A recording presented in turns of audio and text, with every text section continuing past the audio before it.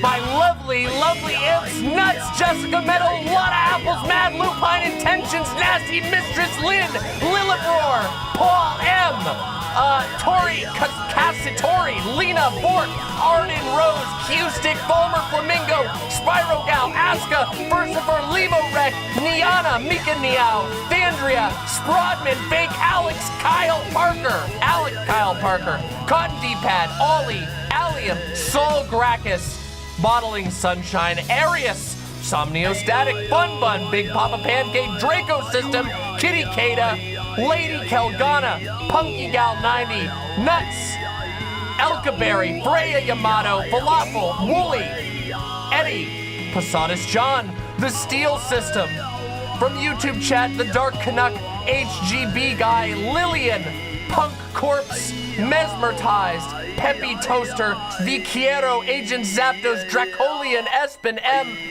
Ferris, Jench, Sopin, Dreadful Emma, Tori, oh wait, I already said you, Tori, but I'll say it again, Tori Cassatori, Ultraviolet, Sky Muerky, I already said Lillibor, Paul M, Windleby, Gayfesh, Jazz Dog, the one and only, Jessica Metal, if I didn't already say you, Mr. Krabs, 123, Stargazing Star, and so many others.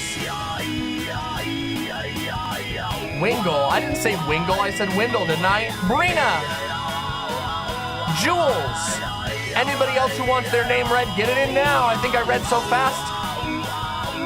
Valhalla Vidya, Victoria P, Bree, Aesthetically Saru, Ferris, Jench, Sophie, Wingo, Baphomette, Lotta Apples, new glasses indeed. Stranger in Paradise, The Real Seafish Cat, Anyarkiste, nice name. I like your name. Ron's KFC. Welcome everybody to today's stream, which is going to be a pretty big deal. It's the actual 20K celebration stream, which is, we had to plan for because, well, frankly, I was very tired after the holidays and I need a lot of energy because we're gonna be going for a long time today. I hope you are all ready for as long of a stream as I can muster today. We are going to be doing call-ins all day. It is going to be first come, first serve. And if you are interested in doing a call-in, you have to be in the Discord. Otherwise, there's no way for you to call in.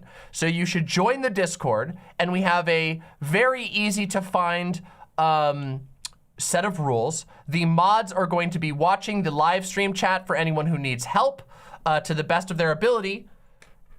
And we are going to have a really good time today. We already have a lot of people who have shown interest. This is going to be first come, first serve. The only like priority spots or anything like that that we're doing outside of the normal queue is that if a big content creator shows up, we will obviously let them on to say hello, because that's what I do as a professional courtesy to all other content creators who I know, at least. Not obviously not like people I don't like or whatever, but you know, whatever. And I think that's about it. Oh yeah, and the mods. If the mods want to come on and talk, we're gonna let them come on and talk, because that's the second thing that you need to know about today, which is that today is a mod day. That's right. Oh wait, I have the mod day thing right here. Look at that. All donations go to the mods. Oh, why is it not? Why can't I move it? Oh, it's locked, that's why. Here we go, mod day. All donations go to the mods. I gotta shrink that down just a tiny, tiny bit. We'll put it right down here in the corner so everybody can see it. What this means is that if you donate and support the stream today, you will be giving money directly to the volunteer mod team. As you all know, I only have one formally paid mod. That's my lead mod. But every once in a while, we do a stream like this because the mods work very hard, even though they are volunteers. They work very hard for this stream, and occasionally I like to give them a little bit of a holiday bonus. So today, I will not be getting any of the donations. All of the donations will be going directly towards the mods. So please, please, throw your money in to support the mod team. Themic at work can't call in to defeat any challengers as to why the Detroit Red Wings are the greatest franchise in all of sport. Oh, and congrats to 20K, and thank you, janitors. Damn, you just got wrecked, but that's $10 towards the mods already. That's fantastic. You have not been lazy. Shut the hell up. The mods for our channel are amazing. They do really, really good work. They're remarkably patient and talented. We have one of the best mod teams in the entire universe. And I say that as a matter of objective fact. There is nothing you can say to convince me otherwise.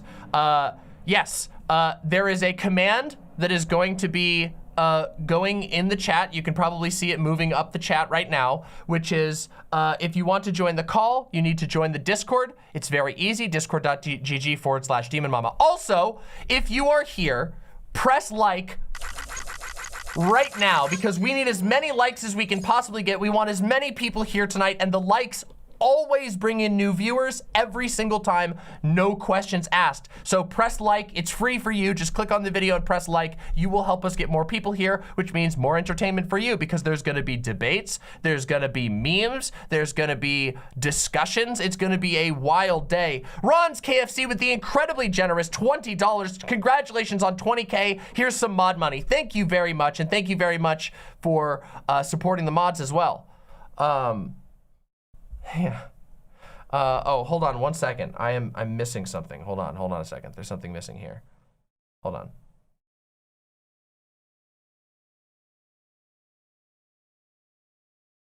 All right, sorry. I forgot my drink downstairs, which kind of sucks.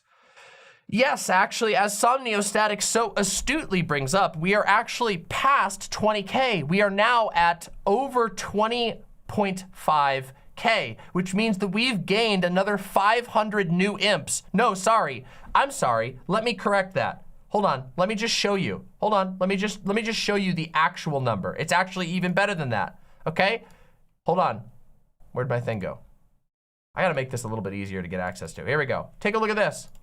This is the actual number. We are nearly at 20,600 subscribers. Look at that fat number right there. We have gained almost 2,000 new imps in the last 30 days alone, okay? Now that is a very good thing, okay? That is a very good thing. That is very good for this channel. And it's a good sign for me because I have been I have been wanting my words to be able to get out to more people for a very long time, but it's been an uphill battle, and finally, people are starting to actually see the work that I've been putting in for so long. And the cool thing for new people who are coming in is that they have an entire library of awesome, based, and totally correct takes that they can peruse through. And for the new people, well, you get to see the adventure that we're all about to embark on this year. Fake Alec Kyle Parker with the $50 for the mods. I imagine mods are like assassins. They work in the shadows to protect the innocents. True! True, that's exactly what the mods are. They're almost, the funny thing is people always want to compare mods to cops, which is only true in very certain circumstances. In most cases, the mods really are more like janitors. And janitors, as we all know, are incredibly based because they make it possible for us to have nice places to exist in. They work very hard to keep our spaces clean and interesting.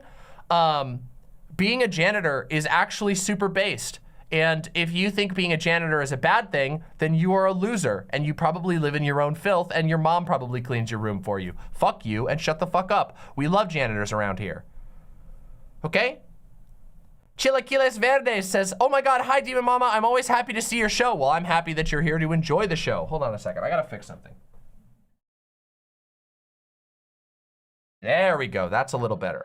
Oh, okay, that's so much better. Okay, so I've been straining my voice on stream a little bit too much lately, and I realized it's because I've been overcompensating for the fact that I turned down my voice monitoring. So I thought I was quieter than I was. So I've been talking just the tiniest bit louder, and it was actually because I bumped the knob that lets me hear how loud I am in comparison to the rest of the stuff on stream. Janitors are literally braver than the troop.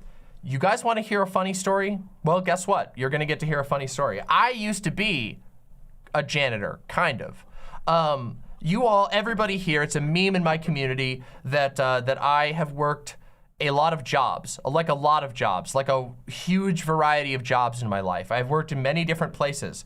One of the jobs that I worked was for an airplane company, and half of the job was like marshaling in airplanes, taking luggage off and putting them elsewhere, and the other, you know, onto the belt and everything like that. A lot of like heavy lifting.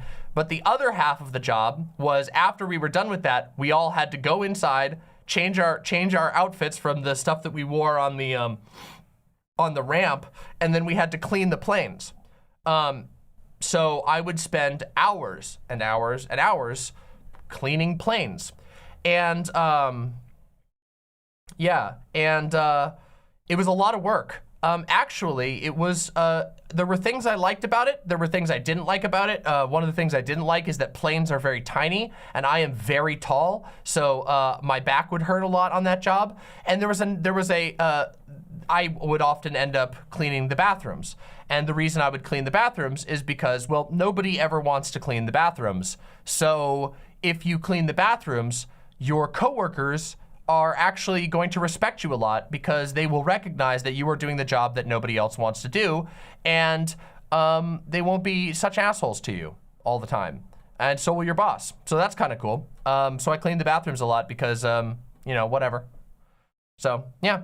But however, the whole point of this is that one time, I had a bathroom that was so bad that we had to file a biohazard report with corporate because there was,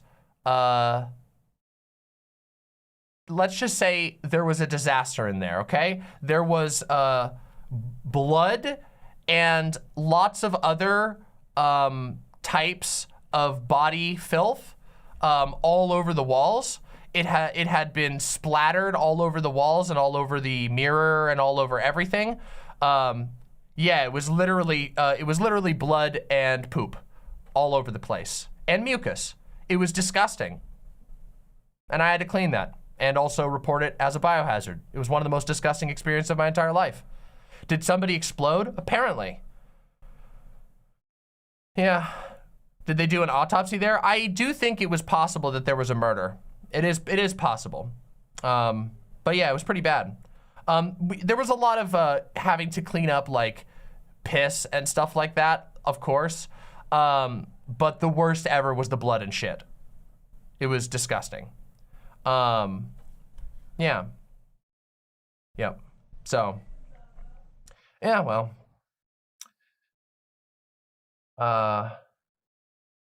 Is their name DJ Mule? Possible. I have no idea. It was they had gotten away with the crime, unfortunately. I was unable to stop them. They got away. See you now. Mwah.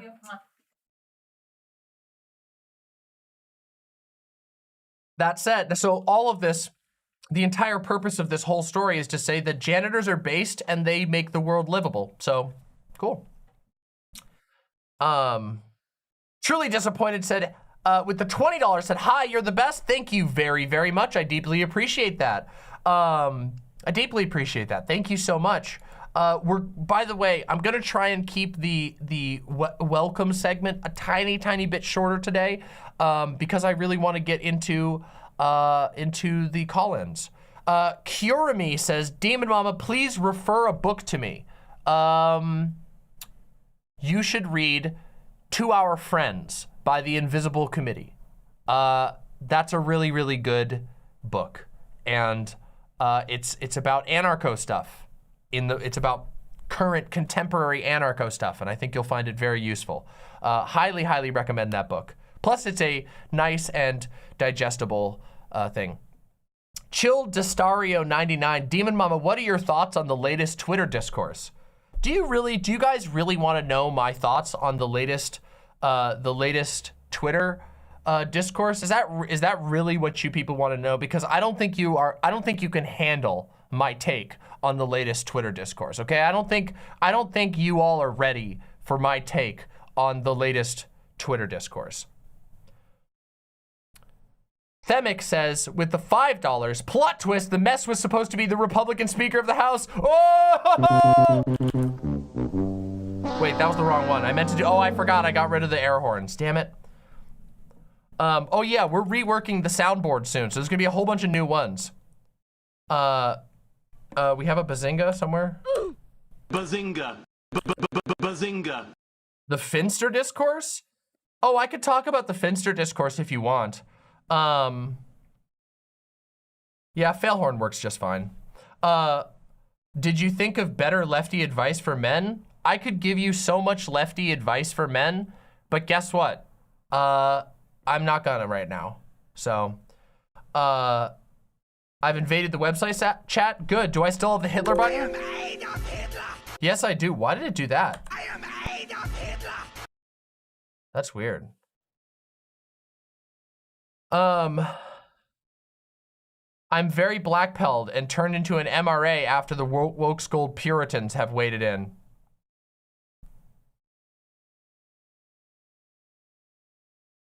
I am Adolf Hitler. Okay. Yeah.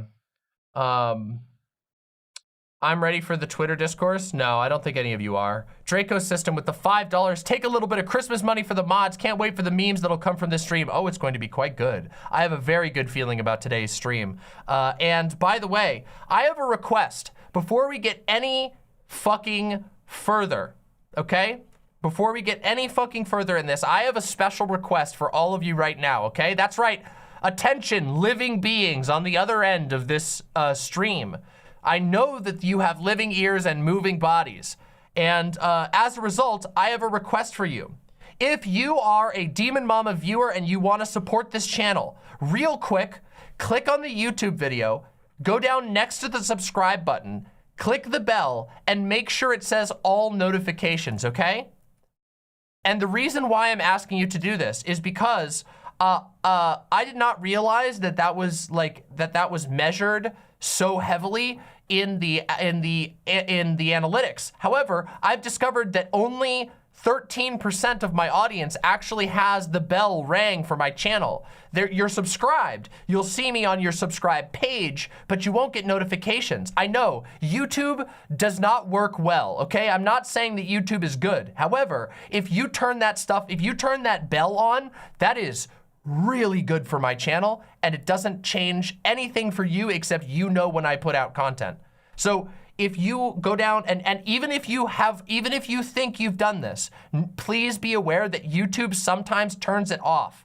I didn't realize this until recently, but just go double check for me. That's the favor I'm asking of all of you who are listening right now. If every single one of you was to turn on the bell, I can't even begin to tell you how good that would be for my channel. And that is a good thing for all of us, because if you like my stuff anyway, you want to be able to get my cool notifications for when I post an awesome short, or when I post an awesome video, or when I awesomely go live.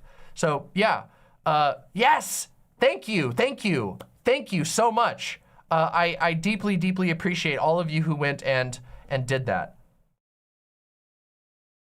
Eddie says, just look at some of the discourse. Absolutely disgusting, basically kill all men 2014 discourse. No wonder people flock to the right. You really are gonna make me do it, huh?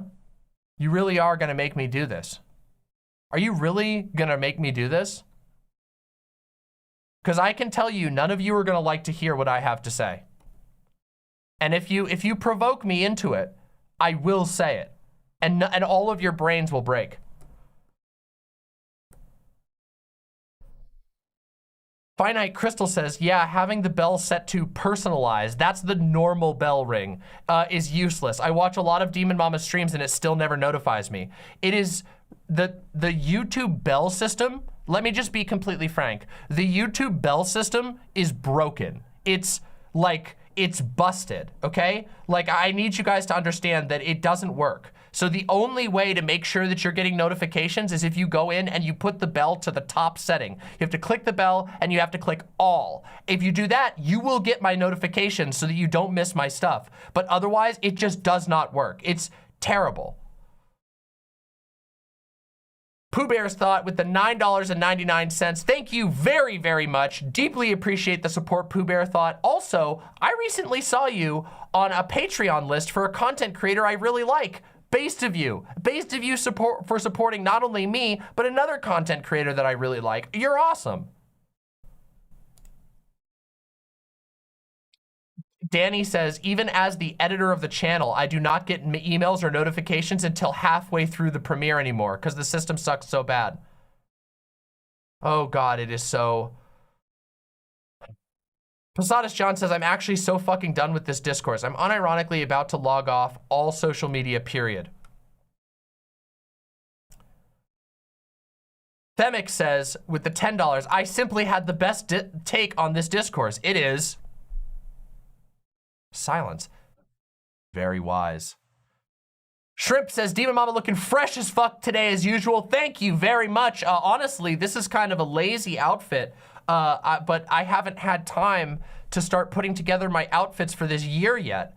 So I have a lot of work to do as we get into the year, because I have a lot of looks that I want to put together for this year. You guys are gonna love the drip, I assure you. I have some very cool stuff planned. I'm putting together, you guys remember my, do you guys remember the cool like Harlequin dress outfit that I did? You guys remember that one? Hold on, let me show people for people who don't remember the full outfit, because it was pretty sick, but a lot of people weren't around when I did it. Every once in a while, I will go above and beyond, and I will put together a look that I think is just absolutely fantastic. Take a look at this, okay? Oh, I gotta change the text here. Okay? So here's the outfit, and if you notice closely, there's a little detail. Look at that. It even says Mama on my necklace, M-A-M-A. Now, I still have this dress, but it's kind of a special occasion dress. And I haven't really done anything this radical in a while because it was a lot of work. Just so that you all understand, getting my hair done for that was a 5.5 hour process. I had a hair artist do my art. The sides had a spiral drawn into it. The other side had my little Mercury devil symbol painted into it in hair dye. It was a huge, huge, huge deal, and it took forever. Now, I haven't done that in a while, but I've got one on the works. So keep your eyes peeled, and you guys are gonna see maybe a little bit of modeling for mama, okay? Just mama can have a little bit of modeling as a treat, okay?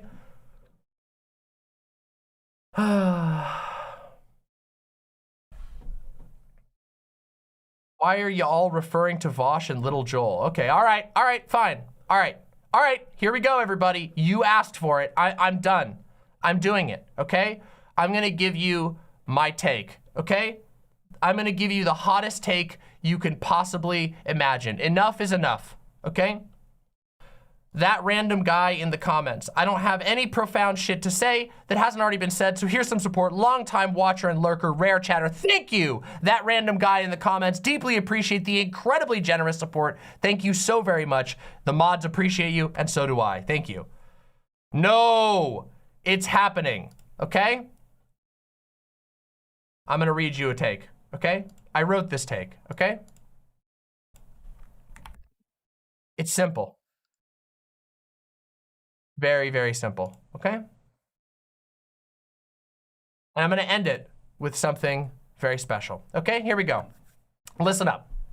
Time is our most valuable resource, and to waste it means failure in the struggle against the desolation of everything living in the world.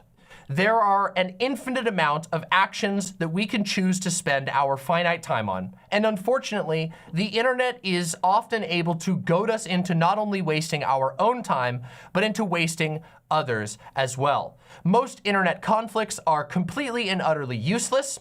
They only produce emotional desolation and internal strife. A very select few people are able to monetize conflicts like this on the internet for their own personal gain. Think of somebody like Keemstar, somebody who has such a platform and has been around for so long that they can literally make money off of any conflict that happens on the internet so long as there is conflict. But it's very self-enriching. No one else benefits from that, and in fact, most of the people involved will suffer. There are obviously conflicts online worth having, okay? But I think that the way that most social media spaces operate tips the scale of this calculation out of our favor, serving us up endless conflict, which cannot be usefully salvaged for political or intellectual gain. The risk of mobilizing a following into a mass time-wasting event cannot and should not be ignored by anyone who takes our current plight seriously, okay?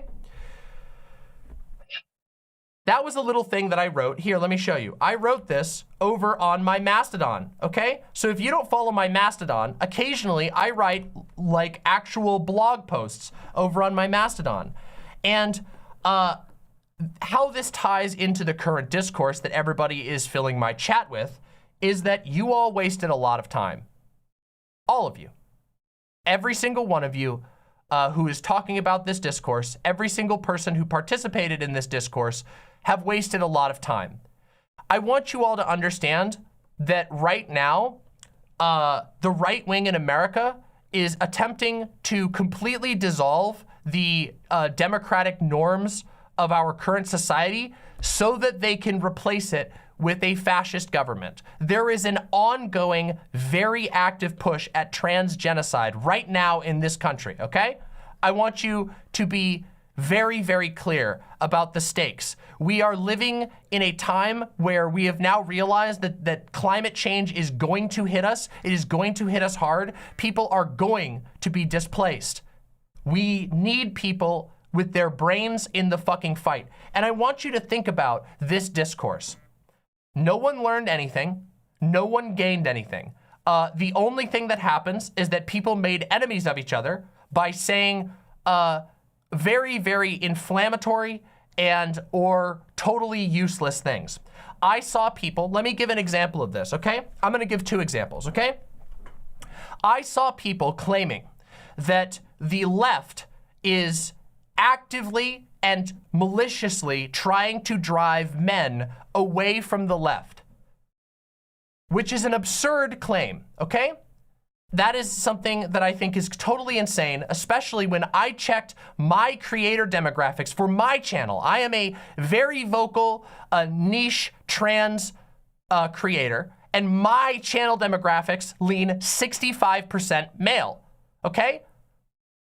So, I think the idea that the left, whatever that means, the left is like actively and maliciously trying to drive men away is not only not correct, but it is also the literal narrative that the right says. It is the narrative that the right has made up that the left is just a bunch of feminazis.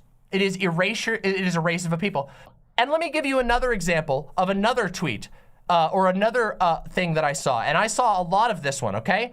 I saw a lot of people talk about this one, okay? I saw people spreading explicit, false misinformation about a popular content creator. For the example that I'm going to use on hand here is Vosh. I saw people en masse, lefties, who supposedly care about truth and honesty, spreading out of context clips, claiming that Vosh did things that he didn't do, basically behaving indistinguishable from a right-wing troll, spreading genuine misinformation, okay? So I saw both of these things, and I want you to understand that both of them are dead wrong. This is not me both sidesing. This is me pointing out the fact that no one is gaining anything from either one of these claims. No one is gaining anything from this conversation. I mean it. I actually mean it. You would be better serving your time doing anything else than participating in this discourse. Anything. Literally anything. You could be having fun with your family. You could be petting a dog. You could be laughing at something. But instead, people are engaging in a never-ending, I called it a cracker Ouroboros, okay? Because that's what it feels like. It's a bunch of people eating their own tail for hours and hours on end. And guess what's even worse? It's not just content creators. It's not just Twitter posters. It's the followings of all of these people are being flung into a useless battle.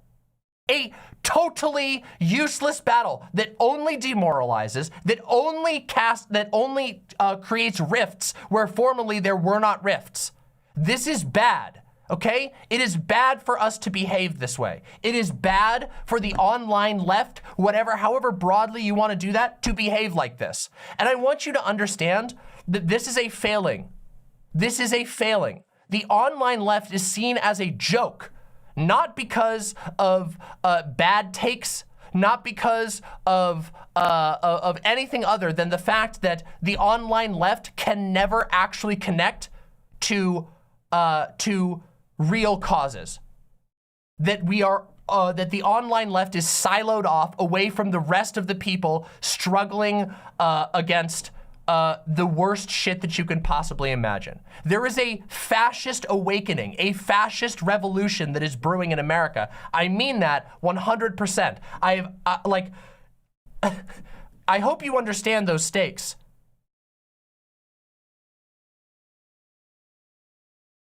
And we're wasting our time not even actually having a conversation. No one who was engaged in the current discourse was talking about the same subject. There were people talking about whether or not, there were people talking about nature versus nurture. There were people talking about whether or not it's about like coddling MRAs or incels. There were people talking about that the left is secretly full of feminazis, which sounds like Tucker Carlson. There was a talk about whether or not the left is like fostering misandry on a meaningful level. This entire topic has been a giant waste of every single person's time, and no one has learned anything. No one has gained anything. No one was recruited as a result of this. No one improved their advocacy as a result of this. The only product has been people feeling bad, people getting angry at each other, and wasting time. That is it. I hope you understand that.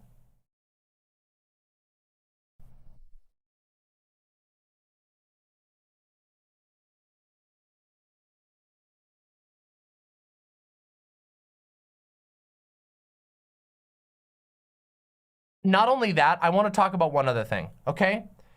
because I touched on this discourse very briefly at the end of my stream a couple of days ago. At the end of my at the end of the last stream that I did, where we were reacting to stuff and whatever, I touched on it very briefly. And I mentioned that it had become incredibly toxic. And I want you to understand that the level of toxicity is worse than it's ever been, okay? You all, who here remembers the IMP's code, okay? Who here fucking remembers the IMP's code? Does anybody? Because I do. The IMP's code, the rule number 1 of the IMP's code, immediately stop discoursing. That, I have been hawking the IMP's code for over 2 years. It's one of the first memes from my channel was the IMP's code. And the IMP's code was created because Twitter discourse gets so toxic. And this discourse is one of the most toxic I've ever seen in my entire time on Twitter. The toxicity levels were beyond control.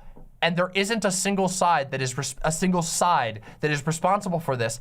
Part of the reason is because there's no sides. No one even knows what the fuck they're talking about. Some people are trying to act as though this is about, some people are talking about this is about self-help. Some people are saying this is about how we should treat individual men. Some people are talking about how this is actually emblematic of the left hating men. Some people are talking about how fascists are winning because the left won't promise men a wife and kids.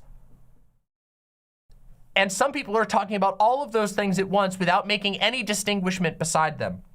Okay? Let me make a small illustration, okay?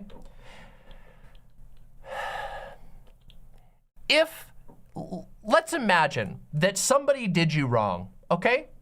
Somebody did you wrong, and so you wanted to get back at them. You wanted to reply. They were doing you wrong. They were saying something wrong about you. And so you decided to throw a punch, okay? They're accusing you of a crime. They're saying some way across the line shit, and you decide to throw a punch. And you throw that punch, and you actually you throw that punch and you hit somebody else who you perceive to be associated with the first person because the first person isn't there for you to actually throw a punch at. That right there, that punching somebody else who you think is associated with somebody else, which you think is associated with a certain position, is all that I have been seeing going on Twitter. It is depressing. It's not depressing. It's fucking insulting. You should be ashamed of yourselves. You all should be ashamed of yourselves.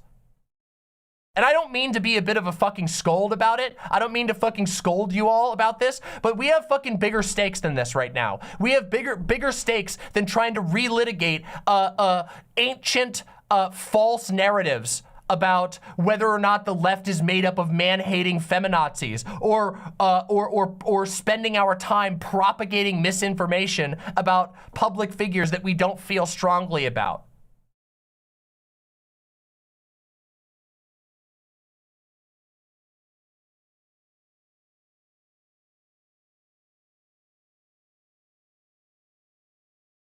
Do you think that anybody cared? All of you, I know that every single person here, because I could see how chat was reacting. I could see how every single person here has been touched by this discourse in one way or another. And it has flooded well beyond Twitter. This isn't just a Twitter thing, although Twitter is certainly where a lot of it unfolded. This has spread to the Discords. I have seen it all over my Discord. I have seen it all over other people's Discords. Okay? I've seen it everywhere. Do you think anybody else besides the most online section of the left gave a shit about that? What do you guys think that all of the Antifa people who are preparing counter protests to the anti-drag psychos, what do you think those guys are looking at and seeing? When those people who are out on the street putting themselves, their bodies, literally, between fascists and innocent queer people. What do you think they look at and see when they see this shit? When they see a bunch of people pettily swinging stupid, edgy insults at each other and spreading misinformation about one another? What do you think that our enemies see?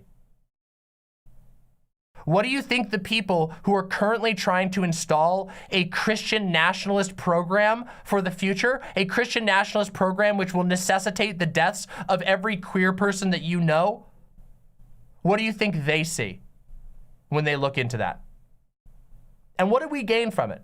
Did you gain anything? Be honest with yourself. If you're sitting there in chat right now, I've been totally ignoring chat for this entire time that have been ranting directly into the camera.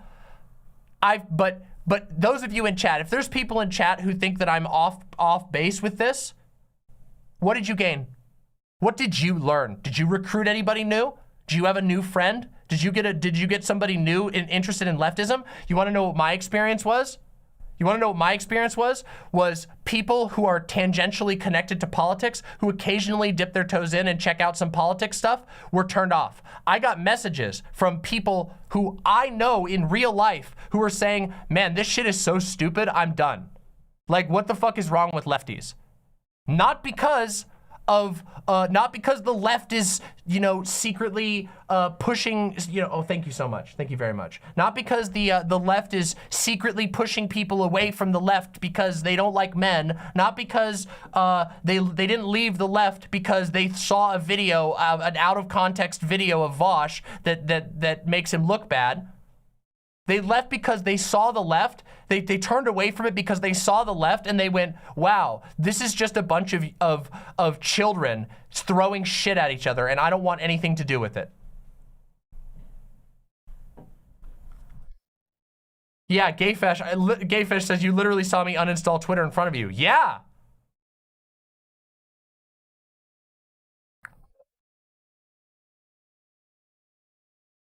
Oh.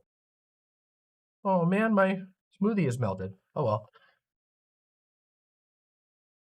At least it tastes good.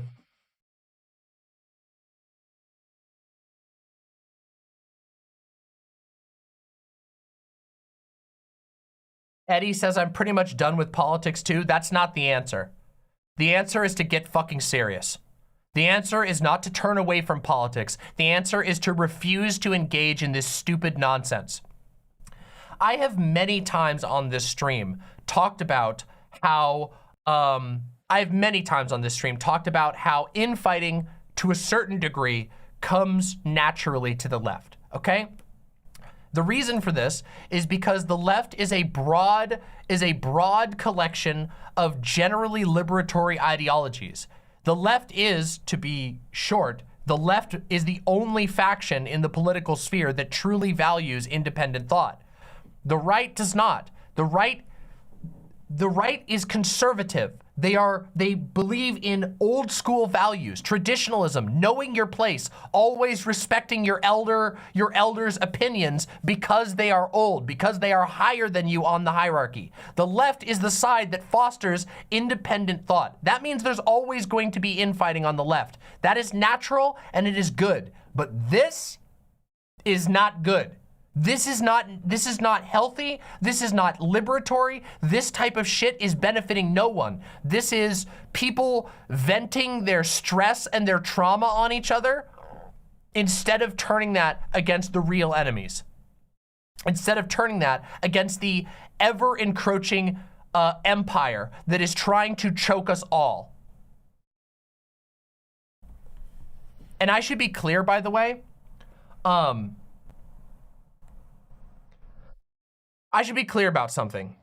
While there are indeed pockets of misandry on the left, there are little Twitter accounts and even some slightly larger Twitter accounts that will say things like, I hate men, you know, men are just blah, blah, blah, whatever. That is a remarkable minority, and it is not hard to fight back against them. Do you want to know what is really hard to fight back against? You want to know what's rampant on the left? You want to know what we've seen on this channel for 2.5 years as I've desperately tried to ever get a chance to fucking speak on a panel? Fucking misogyny. Fucking transphobia. These are things that still are all over the left, especially if you consider liberals to be part of the left. I don't really consider liberals to be strictly part of the left. I think that I consider them to be left of center, but I don't consider them really personally. But I know a lot of people do. You want to talk about how bad misogyny is in leftist spaces, in liberal spaces? Do you want to look at the creator demographics? Do you guys want to look at viewer demographics? You know that there's a reason why there's barely any women who watch politics, right? You guys understand that there's a reason why every single major leftist YouTuber's channel demographics are strongly skewed. Like, I'm talking like 70 to 80% of every leftist content creator's audience is male by as objective analytics as we can possibly get.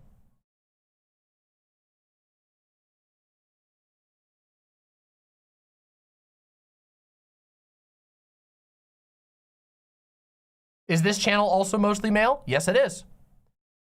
This channel is 65% self-identified male men.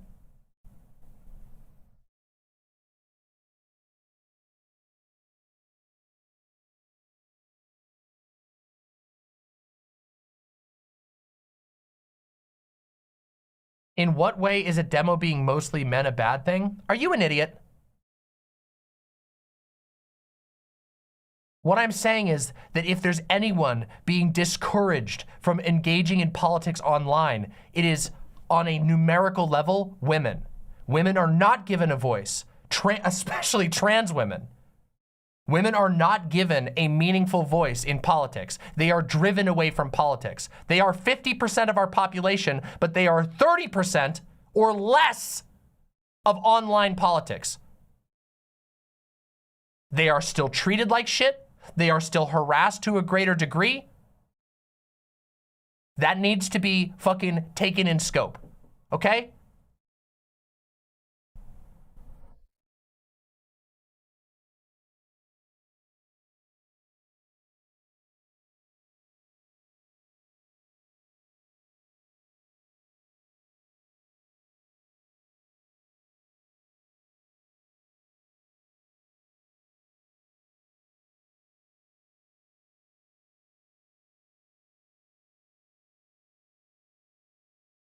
I believe very strongly that not only are men welcome on the left, but that their issues need to be taken seriously.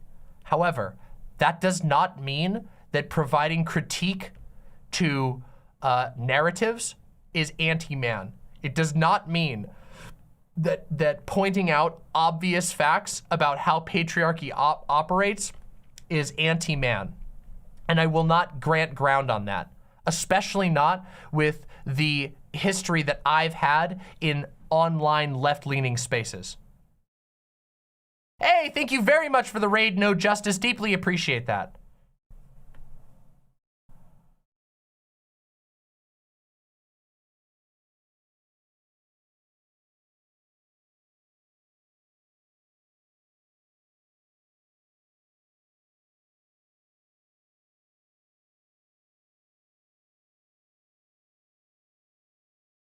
Women are treated like fucking shit online, okay?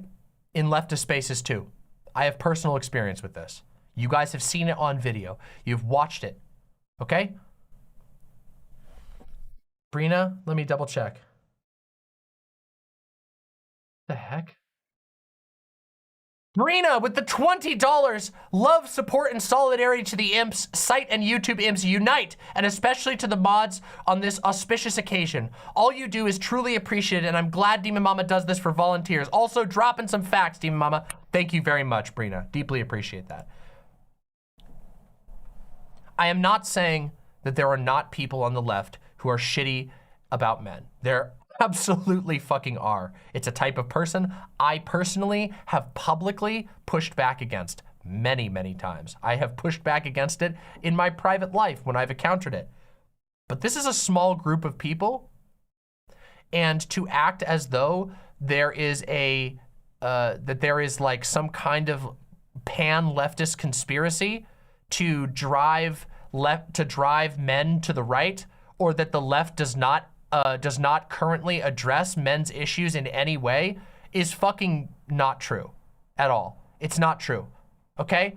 Not only are there tons and tons of channels working their asses off to provide content that speaks to men, but the content that currently exists is predominantly consumed by men.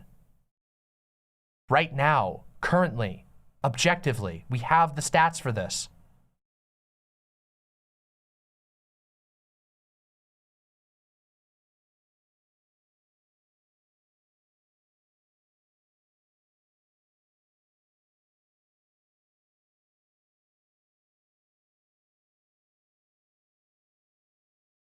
Stop wasting time, for the love of God. I don't mean don't play video games. I don't mean don't have fun. I don't mean don't watch, you know, fun little YouTube videos. Stop wasting time. Stop doing things that only result in your own misery and other people's misery. Stop engaging in stupid Twitter battles that are architected by people who do not have your interests at heart, okay? They don't care. The people who start these fucking stupid discourses, they're not leftists. They're not interested in the same world that you're interested in, okay? Get that. Understand that. Grok it. Digest it. Swallow it and fucking let it fuel you. Jesse Friendo with the $10 says, thank you for your consistently great and thoughtful work. Excited to see your channel and audience keep growing. It's going up.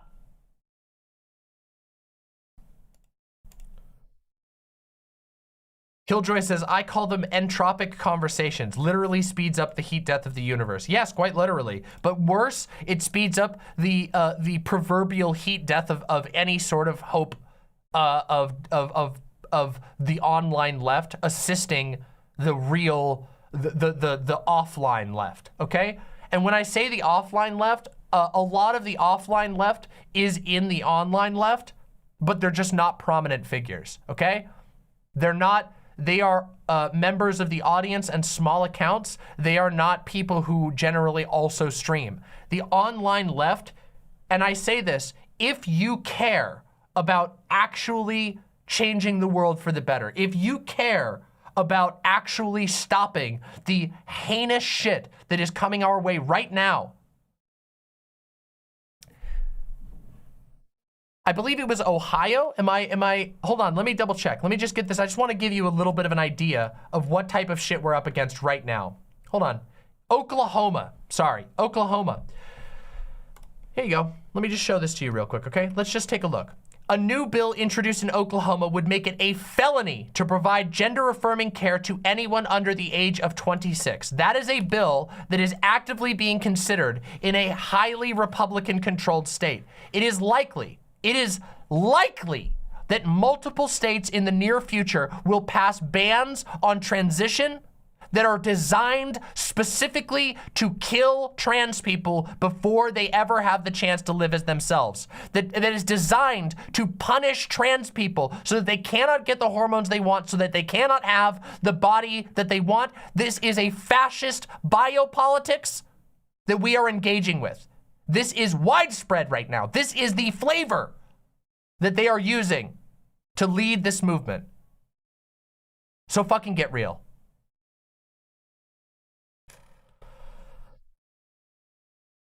Because that's what we're going up against, okay? That's what we have to deal with. And if our fucking time online, if the online left, however broad you want to draw that, once again, whatever you want to consider the online left, if the online left wants to actually help in that fight and not just be a waste, if you want to actually help stop this shit, undo this shit, make the world a better and safer and happier place, you have to get better than spending your time on discourse that only brings strife, that only brings loss.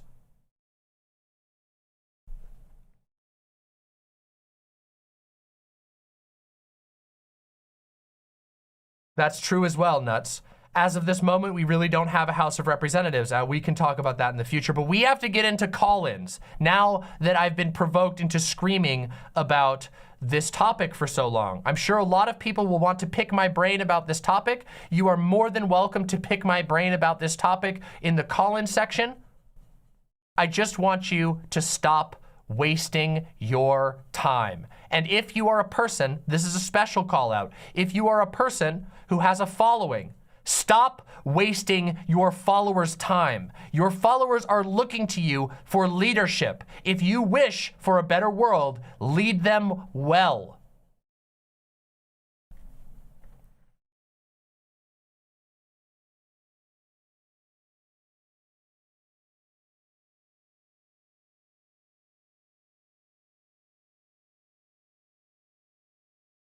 Levi Matthews says, how do we call in? First step is you go join the Demon Mama Discord, discord.gg/Demon Mama. Let me explain. Ahe20 says, this is a W Demon Mama moment right now. I've been thinking on this stupid shit for days, okay? I've been watching very carefully.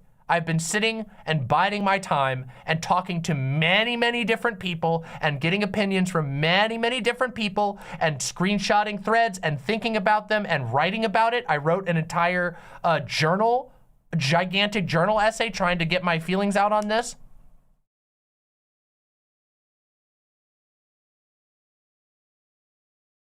You think, I think you just delivered a manifesto? It's called the Manifesto on Not Wasting Time. By the way, if you guys want to know what the little rant that I read off, that is on my Mastodon. So if you want to see more off the cuff, you know, essay time, you know, essay style posts, you should follow my Mastodon account. Okay, that's the post right there. I hope you didn't feel like your time was wasted on that. No, my time wasn't wasted. You want to know why my time wasn't wasted? And I'll explain to you very explicitly before I explain how the call-ins are going to work. The reason my time wasn't wasted on that is because I kept my mouth shut and I thought about it. And I thought about how I would speak to my audience. I thought about what I would say on this that I think would direct people towards a direction that will actually affect the things that we care about. I care about trans people not fucking dying in this country.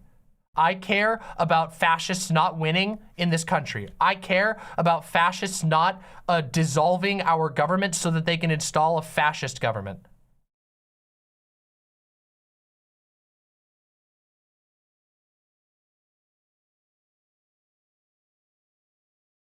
Token Brazilian, great to see you.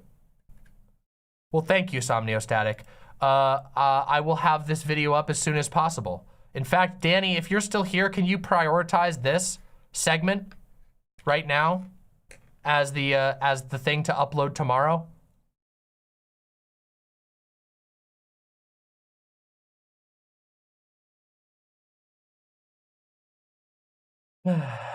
Thank you, Danny. I appreciate that. I'll also ping Cherry. Or actually, Danny, can you just tell Cherry? Can you just relay my message to Cherry? I gotta focus on the call-ins now.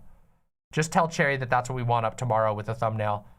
And if Cherry needs assistance on the title, just ping me and I'll do it. Why did you say that we weren't gonna like your take? You had me worried. The reason why I think that people aren't gonna like my take is because I think I was telling them that they were wasting time. And no one likes to be told that you're wasting time. No one likes to be told that the thing that you just spent a bunch of energy on didn't do anything good for the world. It didn't. It only generated bad for the world. But it's not the end. We're all still alive. We can do better next time. Yes, real quick, let me read the donos and gift things real quick, and then we are going to get directly into the call-in. We are doing an all-day celebration of call-in celebration. So if you want to talk to me, if you want to debate me about a topic, I am going to explain how it's going to work very, very shortly. It is a first-come, first-served basis. We are going to be doing waves of signups, which means that we're going to take 4 or 5 people at a time. So you don't have to sit like camping in the Discord all day. You could just watch and enjoy the stream, and we will tell you when we are opening up to pull more people in, okay? Can we see your essay journal? No, but someday I will release it into full essay form, perhaps, or I guess I kind of did in this case when I wrote that thing together.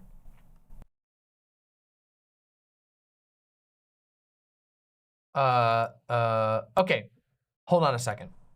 Real quick, let me get all of the donos read, and then we will do this.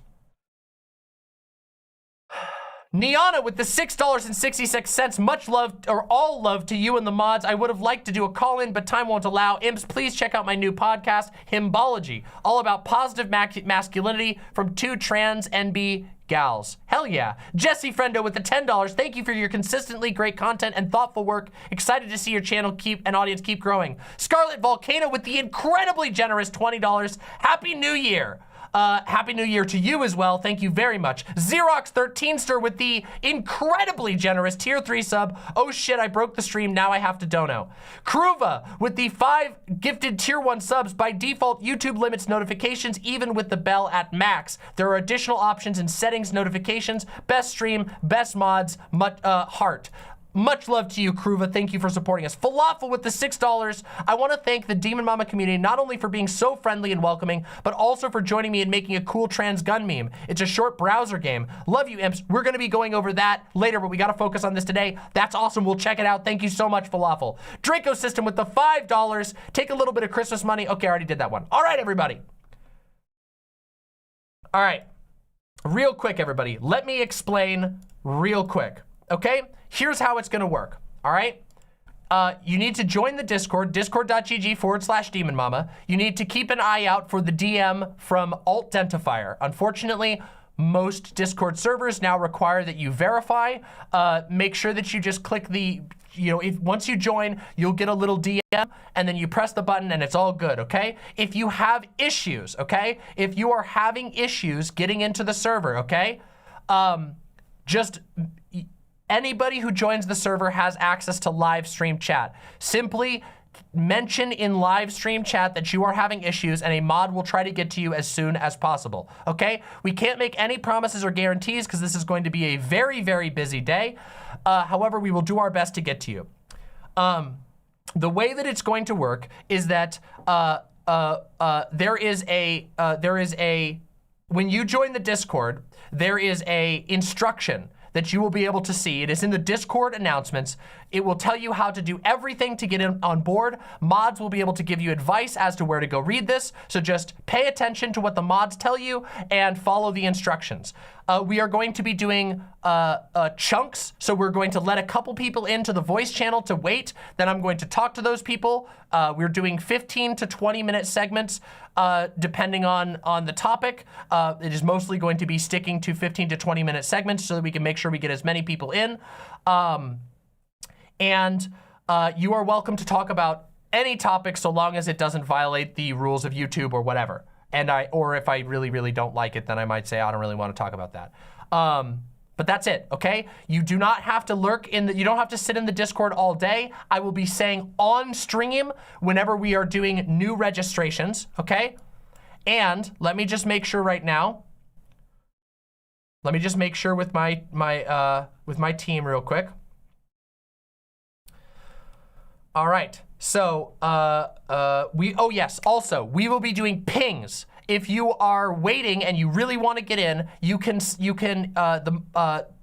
go and in the Discord, you will be able to add yourself a role that is called registration pings or sign up pings. All you got to do is press that button and you will be notified when it's time to sign up, okay? So let me just check real quick.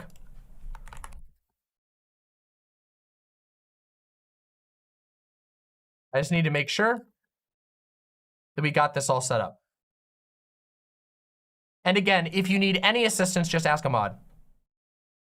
At some point this stream, can you make some good thumbnail faces? I always make good thumbnail faces. But yes, I can try to make some good thumbnail faces. What do you want? You want like a soy? You want like something like that? You want like oh God. There's some. But I can also give you others. If you just let me know what types of expressions you want, I can take a whole bunch of pictures.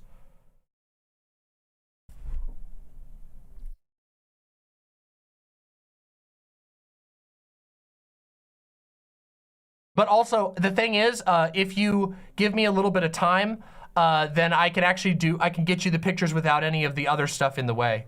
Give us an expression of pain. Hold on, of pain?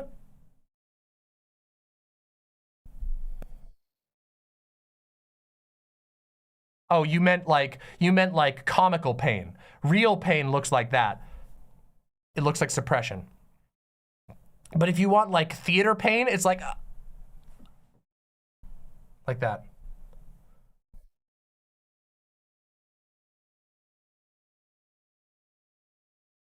All right, everybody. So we have a list already done. We've already done the first wave of registrations because we had a couple people who showed up early. So keep an eye on the Discord and the pings will begin, okay?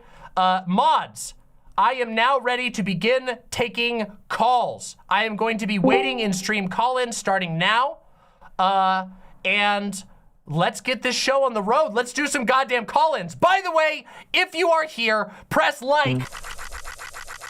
Press like right now because we have 363 amazing imps here, and I would like for us to have even more, but in order for us to have even more, you gotta press like. That's the only way we get more people. So go ahead and bam. I gotta get the text up here. Call in. Call in guest. All right, now I will be able to edit the text for the call-in guest all day. Again, if you are confused about the process for calling in, simply ask the mods. They will do their best to help you, okay? And I will be doing my best to go for as long as possible, all right? The verification icon is a cop. Well, at least they're humble, right? Oh, yes. Rhodes, I'll do that a bit later once we get into the heart of the stream. We'll do that when I take a break. All right, we're ready to go. Let's bring in the first person. Let's do it. Bring him in. Bring him in.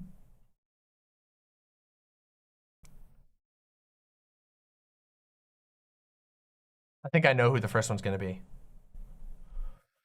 Put the screw in the tuna with the $6.66. Love you, mods. Hello. Lucy! Hello. I cannot. How are you doing? Can you hear me? Hello, yeah, I can you're hear you. breaking up for me. Well, I'm breaking up? I'm Yeah. breaking up. What the hell? Yeah. That doesn't I make don't any know sense. why. Hold on, let me Yeah. double check. And I'm gonna make you loud. Like, That's super fine. loud. Okay, I'm gonna Okay. have to adjust yours. Hold on, let me just make sure what's going on here. Yeah. All right. And Can you hear me now? Is that fine? Yeah. Okay, now I'm getting an echo, think so so. make sure you want to turn down. I'm probably too loud because I'm getting an echo. Yeah? Yeah. How about now? No echo. No Oh no, echo? it's still there. It's still there. All right, what are your What pronouns real about quick? now? She, her, right? She, her, of course. Okay, Like I did remembered her. correctly. Yeah. All right. Well, I think this should be fine. I believe the echo has stopped. So, Yeah. Lucy, how are you doing today? Thank you for being on the show. Welcome to the 20K call-in extravaganza. How are you doing today? Thank you. I'm doing pretty okay, like I've been streaming today. I decided that since you're celebrating, I might as well ride the bandwagon Hell and yeah. celebrate as well. We're Good. reaching, It's still Immus after all. 500 subs. Oh my God, that's amazing. You're like halfway to partner then. Yeah. Amazing. Because recently I've been growing like a duck, Growing like a from duck the- grows. Well, ducks grow very Yeah. quick, so that's a good growth pattern to follow. Yeah, I started. Do you remember Will, the panelist? Do I remember when you were a Will the panelist? panelist? No, Will the panelist. William the Oh, panelist. yes. I do remember that guy. Yes, I do remember him. Yes. So when he proposed that panel, I was 100 subs below him, I think. And now I am like 4 subs below him or 6. Good. Leave him in the dust. True. Last time my subs grow with the panelist. He didn't even invite me. What the But hell? he was not that much bigger. What a mess. So rude. So rude. Well, so do you have any specific topics you wanted to talk about? I know you've been itching for a debate with me. If you want to debate Yeah. me,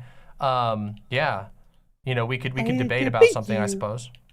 Yeah, but first I think we should, because I don't really know what to debate you about. I'm sorry. What?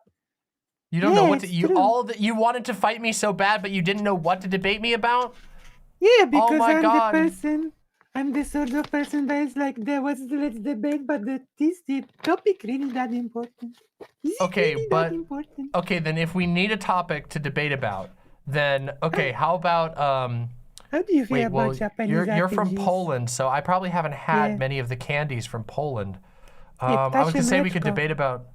debate about candies. We could debate about Birdman? pizza, but I don't know. It seems difficult. Maybe we just agree on everything. Have you considered Yeah, I that think fact? What if so. we are in 100% lockstep? Oh, chat says chat so has some far. suggestions. Yeah, you know what? Chat, if you have a debate suggestion, then go ahead, throw it out. Kielbasa versus Linguica. I don't know what Linguica is. Well, I do, but I'm sorry, I gotta take a pause for 1 second. Saul Gracchus with the incredibly, unbelievably generous $300 donation. You just made all of the mods incredibly, incredibly happy, and you've also made me happy. Merry Impmas indeed. Thank you very much, Saul Gracchus. Oh my God, thank you so very much. Holy moly, that is beyond the pale. That is incredible. Single-handedly swooping the donation spotlight. Oh yeah. Oh, I can't spoil that yet. Okay, I gotta keep that secret. That's like I have a secret. 1,500 zlotys. That's incredible. Yeah. Yeah. So, Lucy. Oh, hold on. Best Final Fantasy game. Wait, do you play Final Fantasy games? Yeah, I'm playing them all on stream. Okay, I so then we can finished decide 1, 2, here. 3, 4, 5, 6, 7 on stream. So then what's I'm your on 7 favorite now. one? What's your favorite Final Fantasy game? I might find something for us to debate on. I think 4? Wait, is Yeah. 4 the one with is that the one with Cyrus? It's like Right? with, He's the main character who's like a dark knight. He Cecile. like becomes Yeah, Cecil, yeah, Cecil. Cecile. Why did I think Cyrus? Cecile. Cecil. Yeah, Cecil. Cecile. Cecile. Yeah, okay, it's a pretty damn good game. It's a pretty damn good one, but personally, I am a fan of Final Fantasy VII. I'm a basic bitch. I love me my Final Fantasy VII, partially because it's a game about eco-trolling, and I think eco-trolling is a fascinating subject. They are very naughty in the game. They are naughty, naughty. I'm playing it on stream right now, actually. I play Fruit right now on stream. 7. The original 7 or Yeah, the original, remake? Because I have a hot based. take. I have a hot take about No, Final Fantasy 7. no. What's the Yeah. hot take? That it should have just stayed the original game and that the whole compilation. Oh, you don't is think a the remake was that travesty. good? I think the remake is a sequel. Let's start with that, you know? Oh, it is? Yeah. didn't know Have you that. played it? No, I haven't. Oh, yeah, I'm not sure if I want Wait, to so spoil how it can if it I be a say it. sequel? How can it be a sequel if they have the golden saucer thing there? Should I explain it? Yeah, go ahead. I mean, okay, it's warning everybody. Maybe spoilers for an ancient Final Fantasy game. I will try to explain it without spoiling the story too much, okay? So the game, the remake, quote unquote, presupposes the existence of the original game. And then in its narrative, the narrative is about changing the narrative of the original game, which existence it presupposes, okay, in itself. Oh. Why? So the game accepts that the original game exists and its original game narrative exists, but the game is all about changing that narrative within the game. Oh, so like you're going back in time to change things that happened? Well, sort of. There are those ghosts that try to keep the story, the narrative as it was before, but you defeat those ghosts. Well, that's disappointing. I've heard so many good things about it. That's kind of a Because weird. That's because the gameplay is really good. Well, okay, so that's a plus. the game Well, and is also really I will say I did fun see the to play. screenshots of Fem Cloud, and I quite like that. I quite like the design for that Fem part of Cloud. the game is really good, you know? Especially since the one character in that whole sequence says that the gender does not matter, you know? Yeah, it's true. Gender doesn't matter. Gender So is a there's like cage. this really nice message, you know, that is being in this segment. It's That's very awesome. expanded and it's really nice in that regard, you know. it was expanded enough that some Polish reviewers were like, I was made so uncomfortable by that What? sequence. How could you be made? Yeah. Oh, they were made uncomfortably because their pants were getting too tight. That's the real reason why. That's what they were. That's what they were actually being uncomfortable about, because they thought they saw Cloud and they were like, "Wow, I need to rail his boy pussy as hard as possible, as soon as possible." That's the real reason. People who are made uncomfortable by Femme Cloud are just they have no taste. I don't care what your sexuality is. I do not care what you're generally attracted to. If you can't appreciate Femme Cloud, you're just lost. Lost. Yeah, and then the Femme Cloud does that dance number, which is nice. Yeah, I've seen that part. I've seen that dance number. Also, the music it's sounds really pretty good in my opinion, but I've always liked Final Fantasy music. the When I was music younger, is I used to really- listen to listen to so much Nobuo Uematsu, who's like the primary main guy who did most of the music for Final Fantasy. And I literally, my iPod when I was in high school was just full of his music, even the stuff he didn't do directly for Final Fantasy. I just really loved his stuff. He actually returned to do the Pixel remaster music, to remaster the music. Sick. What a genuine artist, an absolute musical genius. Just like Amano, the artist who drew the artwork, right? Oh yeah, all the splash art, the like sort of almost like watercolory. Yeah. Yeah, And there's that one unique style is amazing. unspoken artist that is not mentioned much, like let me see, Kazuko Shibuya. You know? I'm not The- familiar with the name off the cuff, but I would probably know what they did. she's not spoken about enough. She's the artist that designed all of the sprite work for the Final Fantasy games. That's amazing. one The old to- ones, yeah. the like the From first 1 one. to 6. Yeah. Holy shit, that's impressive. The sprite work in the old Final Fantasies is like literally legendary. Kazuko Shibuya. Yeah. It's incredible. I did not know So that. I did not know that name. think Thank you for telling me that. I think she should be spoken more, like along with Hironobu Sakaguchi, Nobuo Uematsu, and Amano, right? Yeah, I would agree with you on that.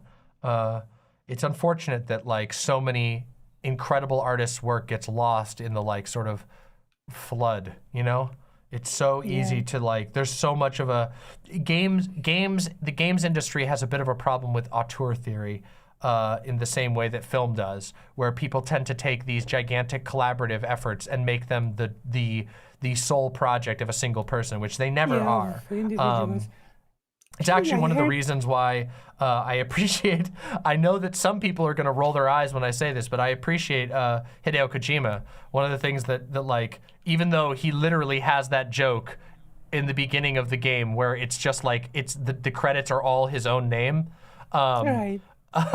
You know, but in his other, in most of his games, he actually does, like, especially in Death Stranding, the crediting is like aggressive. It's like you cannot escape the actual artist who made the actual things. It's a huge part of the game that like they throw it in your face. Like, I mean, there's literally a really great part where they're like, when you get on, there's like a special motorcycle that's a cross promotion with a TV show, and when you get on it, Norman Reedus's character in game goes, "Damn, I feel like I'm in Ride with Norman Reedus." Like, it's just like the game is constantly reminding you of the people who made it, and I appreciate that sort of thing. That's really good.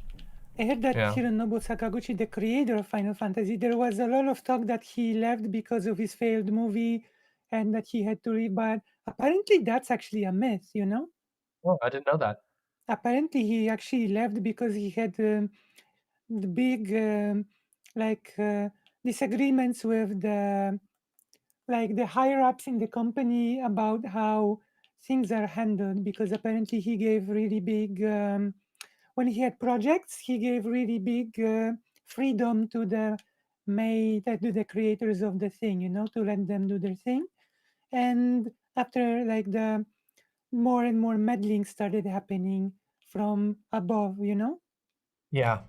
It's during a the huge problem. I creation mean, the like, Yeah. the meddling, I mean, I just talked about I mean, Kojima, the- but I mean, we all know what the happened there. formation Kojima, like, super big, like He got abused screwed, straight just up. absolutely screwed. Just Just was 100%, like literally straight up abused, humiliated. right? Yeah, absolutely, like 100, like literal emotional abuse. Like they prevented him from accepting the award that he won at the Game Awards. Scrapped from the. I think he was scrapped from the box of the Phantom Pain game. Yep, the Phantom Pain. It Yeah, he was is scrapped absurd. from it, right? His name. Yeah. Yep. And it the was. game ended up unfinished as well because of it. Yeah, it's very apparent. That's actually people. Interestingly, people ask me like all the time. Look, I've had a couple of comments be like, "Oh, you don't consider like Metal Gear Solid 5 to be on your like, top 10 list of games?" And I'm like, I can't put that game up there, even though I love that game. Even though it's like I played so much of it. It's not even. It's like 10% of my gaming time last year, or not quite. More like 6% or 7% was like devoted only to Metal Gear Solid 5. I love that game, but it's impossible for me to say that it's like, because it's just not complete. It's not finished. It shows, and like, it's one of those games where like the pain of the team is like visible in the work itself. Like you can see how much like the people who are making it were suffering in the process because it falls apart so hard. Right. Sucks. I have to say that in 5, my favorite part was the beginning. Yeah, the beginning is really good. Like the opening Like to the game is really hospital, good. when you hide and when you try to escape, that's a really, really strong beginning, It's an iconic sequence. It's very good. Yeah. It's very, very good. So yeah, Would you say that the pain wasn't phantom? Well, yeah, I guess. I mean, well, that's the thing. It kind of like shows through the art. And so in a way, it is kind of a phantom pain in that way. But yeah. Oh, real quick, Lucy, I have been reminded, please, if you wouldn't mind, would you plug your socials in the site chat so people can follow you? My social, yeah, because your socials, YouTube? like your YouTube channel, if you have a Twitter, if you use any of like an Instagram, whatever, just pop them in. Where do I do it? Oh, okay. Oh, somebody just did it for you. Never mind. People got it for you. Ooh. Yep, they got you. They got you. Apparently, you had posted it in the Discord. Sorry, I was just trying to remind, but it looks like they got on top of it. That's nice, Yeah. So, yeah. So, I couldn't agree with you more on the fact of crediting. I really wish that there were ways to better ensure that people knew who was making the art that they're consuming.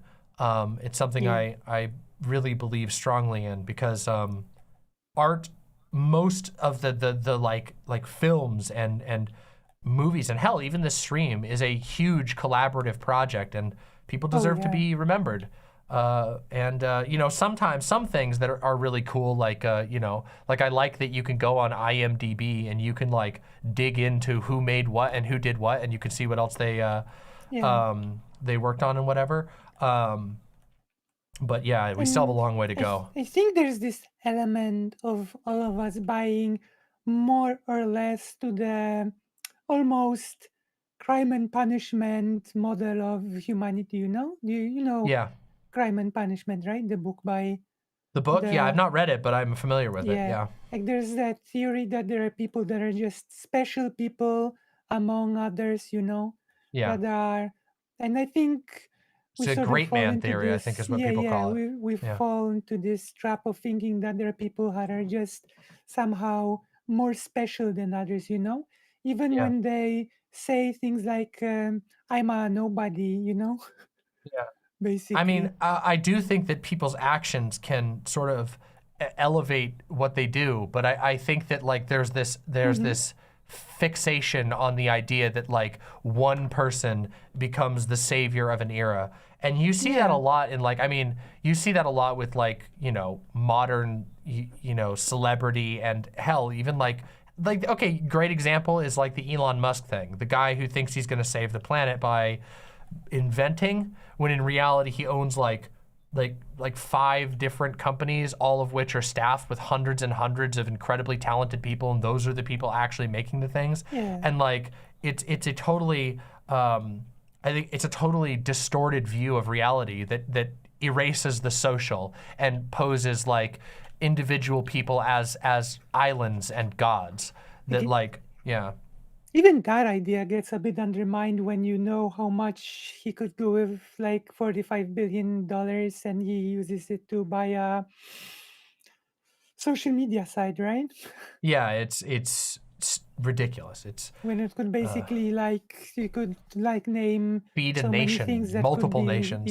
like you just sold so many like things with that kind of investment, right? Build Yeah. infrastructure. Yeah, the waste is unbelievable. Yeah, it's part of the reason why I try to bring attention to the sort of fundamental wrong of wealth hoarding as a cultural touch point. Like the idea that that people are people are valorized for just having a lot of money. And it's like, well, that's nothing. Like sitting on a ton of money is nothing. You're not doing anything. Like you're just sitting on it. And that should not be valorized. We should never valorize just sitting on top of stuff. That sort of builds into the thing that we as people are basically we are judged on how well we play, in theory at least, in the game, right? The game of capitalism, right? Like if you are homeless, then basically your worth is in the minus. You are basically treated like below human in many places. Yeah, because there's just an assumption that it's a very Calvinistic viewpoint. Like the idea that well, if you were righteous, well then your life would be good because the fruit of righteousness is a good life. And so if your life is bad, it must be because you're unrighteous, which is ridiculous, of course, because obviously bad things happen to good people all the time, and that doesn't make them any less of a good person. And yeah, it's weird how much Calvinism there is in like modern capitalism, that like it's almost essential for people to assume a Calvinist philosophy in order to I don't know, be okay with capitalism. It's very wild. Yeah. Speaking of righteousness, like there's this big thing about how the US politics affect Polish politics, you know? How I've just you did a segment about Christianity recently, right? How it affects things, and I think I told you that just recently Polish politicians started screaming how the LGBT is a oppressive cult that just wants to lock all the Catholics in jail. You know? The narratives that are necessary to try and scare these people. It's like, you know, it's like I talk about this all the time with like the way that like Rush Limbaugh and Tucker Carlson and all of these American right-wing pundits act. It's like they have to keep upping the stakes. They have to get more and more ridiculous to the point where it's like, yeah, the LGBT secretly just want to imprison all Catholics and they're building secret gay prisons. And it's like it doesn't even get their viewers off anymore. Their viewers are they become so calloused that it's like, no, we need to go one step further. It has to be that the Catholics, I mean the LGBTs are in your attic. They're like a spider in your attic. They're gonna jump out at any moment. It just keeps having to go further and further. The biggest oppressors, you know. Yeah. It's absurd. Ironically, they say like the LGBT are the biggest oppressors. Just want to arrest Yeah, that's right. This tiny population of the simultaneously the LGBT people are a small percentage of the population and also the most powerful force the world has ever reckoned with. And I mean, I'm not gonna say that gay people aren't the most powerful force that the universe has ever reckoned with, but I'm just saying, make up your mind, which one is it? Oh. Someone in the chat just said, Poland is at a point where if you put a rainbow anywhere in your religious symbol, you can get prosecuted for that. That is true. That is scary and unfortunate. Yeah, but the year did start with a message of love and solidarity, and I can tell you about it. Okay? Yeah, please tell us, and then we'll probably wrap up after that because we're at the end of our time. Yeah, thank you. No problem. Thank you. We started with a public television that is run by the Polish state, did a segment, like did a New Year's event, right? And then they invited ex Spice Girl, right? And she declined. She said, no, that's not really, that's not really something that corresponds to my values because she checked it out, She checked out that it's the Polish government anti everything like bigotry. And instead, a band called the Black Eyed Peas decided to come to the Oh event, right? no. Oh no. Yeah. You know them? I do know them. Yeah, the Black Eyed Peas. Yep. Yeah. They And were a popular band over here. They're not really anymore. And then they did a concert with LGBT armbands on. Oh, cool.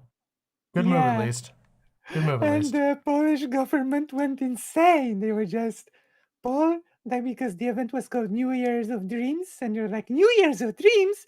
More like New Year's of Deviancy, you know? Good. Based. True. It is the new year of deviancy. Yeah. Fuck that old And fucking then- conservative shit.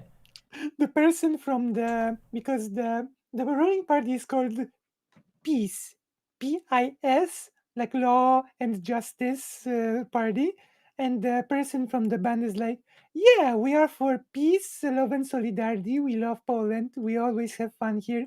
And we sort of like to come to places to show how, tolerance looks like. And we are peace, but sometimes peace, but not piss, PIS.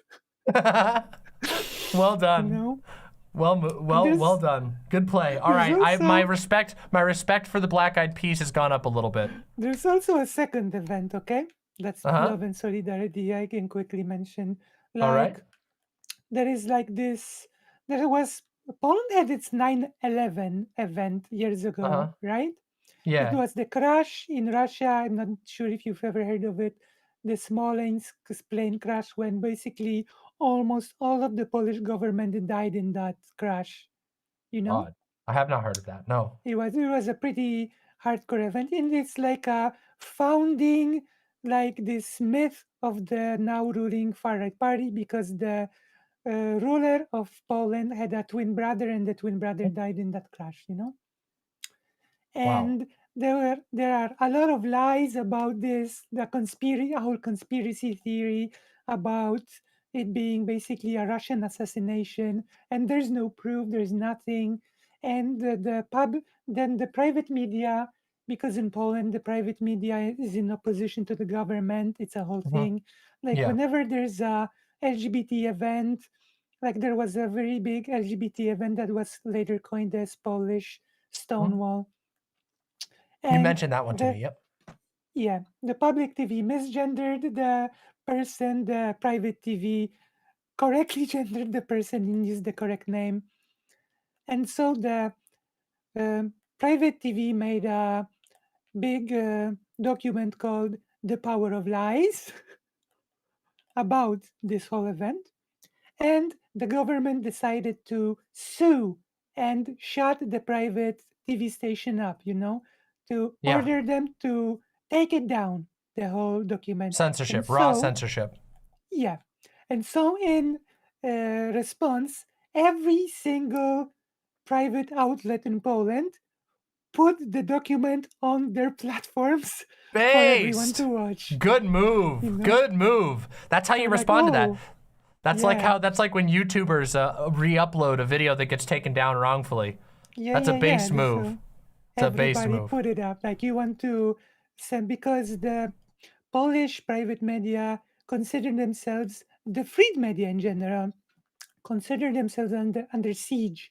They're fighting for survival because the private media, the government is basically fighting to destroy the free media, like in Hungary, Yeah. there is no more free media in Hungary. And the ruler of Poland basically said openly that he wants to create a second Budapest in Poland,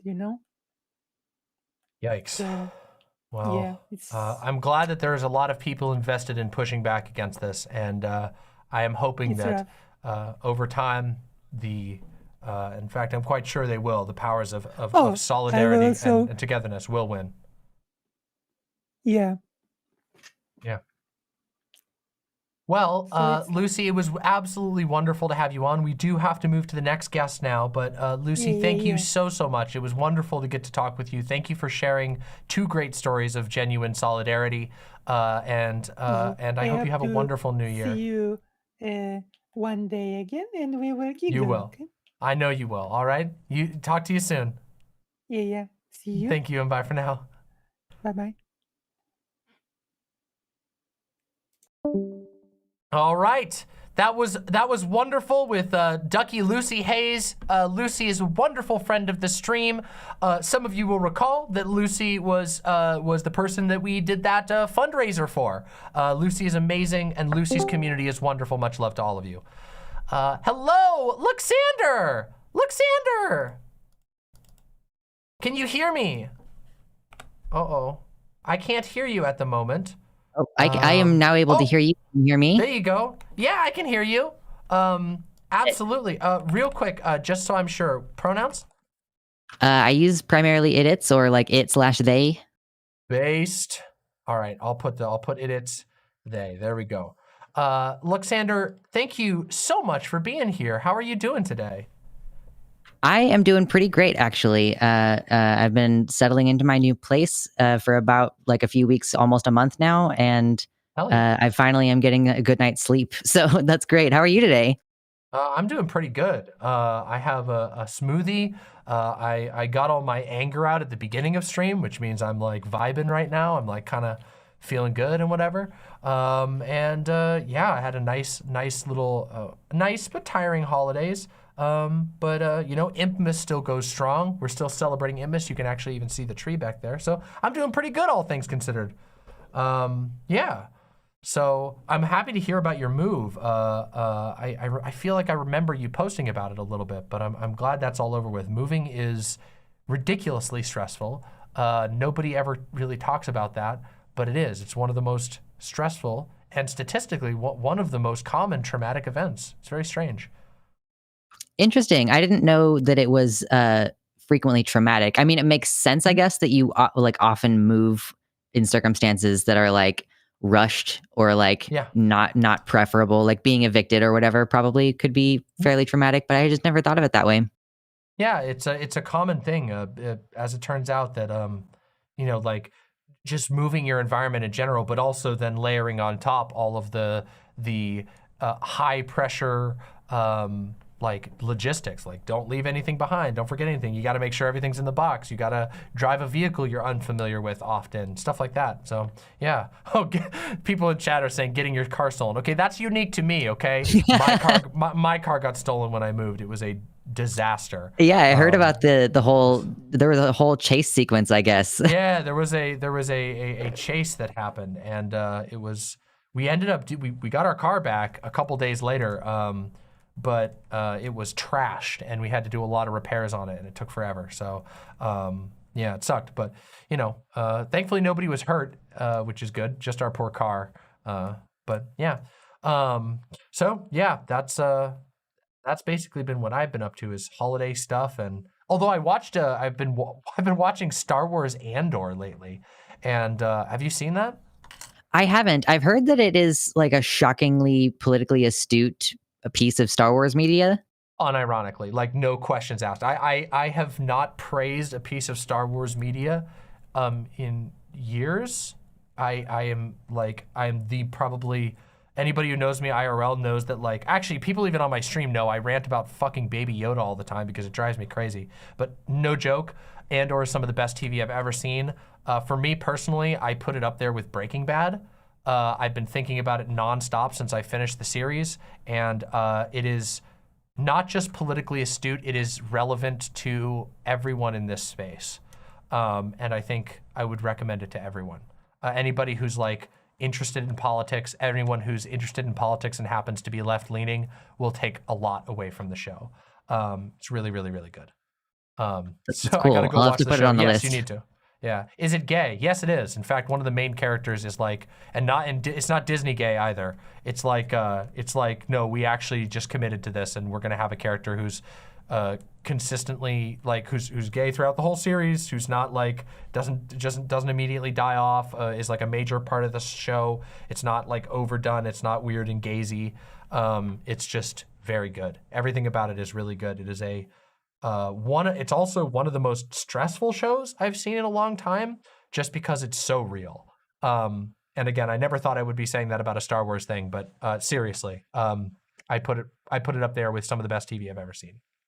So it's a relief that there is like actual, like that they're going to stand behind the gay thing. Like I was so upset when I watched The Witcher, and part of it, so I just didn't like it at the end of the show anyway. Like the little twist reveal that they did at the end of season 1, I was like, I don't really like this, but more so because everybody on Twitter had hyped it up to seem like it was super gay, and it just wasn't. Like, in fact, it was aggressively heterosexual, and I was like, oh, this sucks.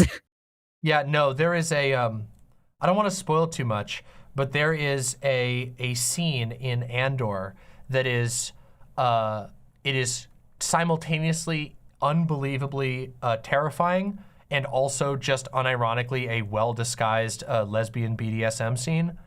Like it is ridiculous, the sexual energy, and that's the stuff they don't directly acknowledge. The actual like the character who has a gay relationship in the show, it's like it's extremely hard hitting and very it's not like the character's not there to be a commentary on gay issues or anything like that. It's very natural and I don't know, just fantastic. I have no major problems with the show.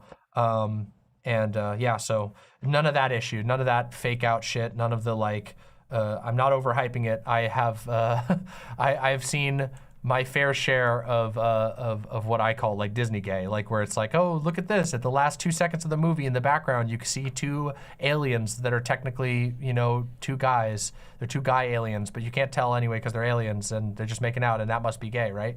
That kind of shit, I know it doesn't fly for me, but no, this show is actually unironically very good. So 2 police aliens? Yeah, exactly. 2 police aliens. Yeah, you could do the Buzz Lightyear thing where it's like the gay cops or whatever. Yeah, so. Sounds like a lot of fun. I was going to ask you, like, I basically like didn't have a huge plan for a topic to come on today, but like you just reached 20K. I just reached like 30K for the 3rd time.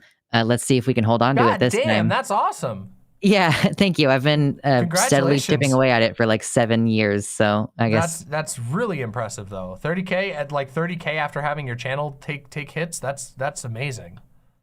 Yeah, frankly, I don't get noticed that much. Like, we have these issues consistently with ad revenue and like have you read through the changes that they instituted in like November? I have been dooming about the changes that were implemented, and also the current crackdown that's going on.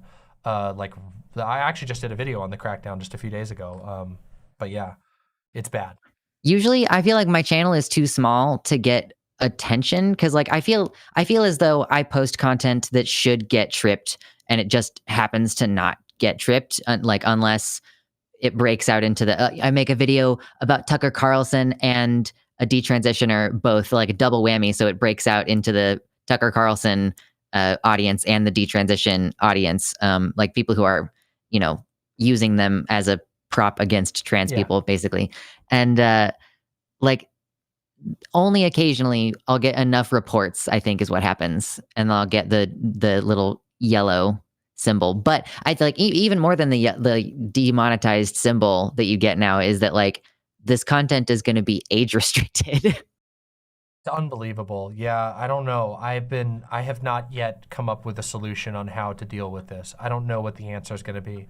I don't know if it's going to be like I have to move to a model where like when I talk about certain issues, it's going to be like a Patreon thing, where it's like directly shared, and then when I talk about a big controversial political issue, that's how it's going to go. I don't know. I don't know where it's going to go. I guess it depends on how aggressive they end up going with the crackdown. because it is getting pretty bad from what I hear. I was just watching a video earlier. Some channels were getting age restricted because of like violent video game footage, which is like, what? Like we're at this point again? That's where we're at, is like you play a game that has some cartoon gore in it and you're gonna get your channel demonetized? Like that's messed up to me. I don't know. I don't know what the answer is. It's stressful. I'll say that. I've been encouraging people to like, please get into the habit, viewers get into the habit of supporting content creators on Patreon or through their websites, because it is possible. It's a possibility in the future that like YouTube is not going to be like a solution for a living for people who are talking about any sort of serious issue. And like for me, I don't know if I imagine that you have the same experience at this point. Like the ad revenue, like even though I don't get demonetized very often, like it's not like a huge portion of my overall income. Like most of my income, nothing. It's directly through the website, or PayPal. So it's not like having the content demonetized like hits our income overall that much. But the problem is going to be in the age restriction, and like because that content, getting into the algorithm.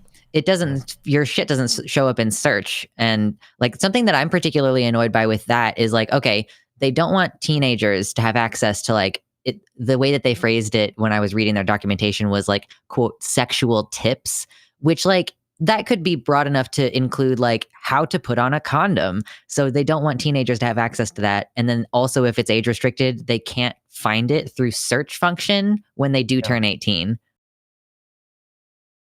Which just seems really stupid to me. Endless march of American puritanicalism. It is so bad and so harmful. Like, I don't know what YouTube, I don't know that YouTube knows what they want. I think they just are desperately flailing to try and appease advertisers. And that means, I guess we need to get rid of all even remotely like any sort of mature education topic, any sort of mature political take is just going to have to be pushed into the margins. Like I can't imagine it would be death for a lot of like actual no longer able to function for a lot of channels if they were to get age restricted and not be able to be searched in the algorithm. Like my channel has been having growth because we've finally gotten some algorithm recommendations. We're finally like my show is finally getting some recommendations in other people's channels. I can see that in my analytics that, people are clicking on my video, from searches, from recommendations on other videos. That's great. But if that was to disappear, it would mean like, I don't even know what it would mean for most content creators. I don't know what most, especially political content creators, how they would even, like, how would you be able to market your channel if you can't get recommended in the algorithm because the topic that you talk about is deemed as unfit for a 5-year-old and therefore unfit for all of YouTube. It's just, I don't know, it's grim. I would really like to see a tiered system. Like I would love to see like a teen rating or something along those lines where like some amount of cursing is acceptable, like some amount of like gore or whatever is acceptable. Like in the same way that you have the T rating on like video games, so that a certain amount of like young adult, mature, and then like AO or whatever. Although, oh God, I don't even know. I mean, I think I would prefer that to whatever's going on right now. Like whenever you upload a video, you just need to put like a rating on it, and you can put like teen, E for everyone, T for teen, M for mature. Yeah, go ahead and do that. But I don't know. I feel like that like anything that requires YouTube to do any sort of restructuring is going to get immediately shot down, and that sucks. But I sure hope we can hope for the best. There is also, I was just watching last night, there's like a pretty major lawsuit being levied against Google and specifically against, well, Google owns YouTube, but it's about YouTube and it's about the curation algorithm. It's a lawsuit that is around Section 230. But instead of the usual angle that you expect around Section 230, which is like a conservative being like, Section 230 needs to be abolished. Instead, it's saying that Section 230, that YouTube is actually out of the spirit of the law in Section 230, because using a algorithm to curate recommendations does mean some level, you are taking some level of publisher stance. And I would be interested to see what would happen if that ruling goes out of the favor of YouTube. If they determine that yes, actually algorithms do count as a form of meaningful curation, how that would change the algorithm on YouTube. And maybe it would mean that the algorithm would have to be scaled back, and therefore, maybe that might actually be a good thing in the long run. I don't know. It's really hard to say. But yeah, it's a rough topic. It's a rough thing to have to deal with, and it's especially bad for a lot of for a lot of channels that are like, I mean, it's going to hit channels that are. We've seen this before with YouTube being actively hostile to LGBT content by categorizing all LGBT content as inherently sexual. That means that it is inherently, by their standards, not not child friendly or whatever, which just means there's a direct bias against the entire LGBT community. And that I'm not looking forward to that sort of thing, but I sure hope that it stays away, but I don't have much faith that it will. Yeah, we're definitely going to have to, like, whether we stay on YouTube as a platform or not, like, someone in my chat said, Vosh sent me to Zan to Demon Mama, and then to Luxander. Like, I think that just doing more collaboration is going to ultimately be what is most beneficial. Like, I think that we all ought to have been doing it more anyway. Like, I think everybody's so terrified of being promotion. Cross promotion, yeah. I feel like people are so worried about like being caught up in some cancellation by affiliation, and that is something that prevents this. But like, I don't care about that anymore. Yeah. I ranted about that at the beginning of my stream. I don't know if you were here for it, but I was yelling about the latest cycle of discourse and how it's produced nothing but strife. It has only alienated sections of the left from each other in a pretty serious manner. It makes it hard. I mean, I think there's always going to be issues with like factions not liking each other or whatever. But I also think that like, I think that lefties should be more aggressive with reacting to one another's stuff. Streamers have to spend a lot of time on stream by the nature of the industry. We should react to and promote each other's stuff that way. One of the reasons why I've been doing more react segments where I react to like another content creator's video is because I can immediately do a call to action afterwards to say, hey, imps, go on over, show some love if you liked watching this video. One of them recently was a Jack Saint video, and that ended up being great. Both times, I received, both times I've done this recently, I received very, very positive feedback from the creator themselves and from the people that I was watching with. People in my audience loved to see this content that they hadn't seen before, and the creators who made that content were happy to see my fans show up. So I think that lefties should, in the general left, all across the board, whichever faction you belong to, should embrace a little more reactception. Being willing to react to one another's videos as a segment on stream. Also because every single major YouTube figure has been pointing out the fact that reacts are like, react content is like some of the highest weighted in the algorithm right now. It is mutually beneficial for channels to react to one another's content.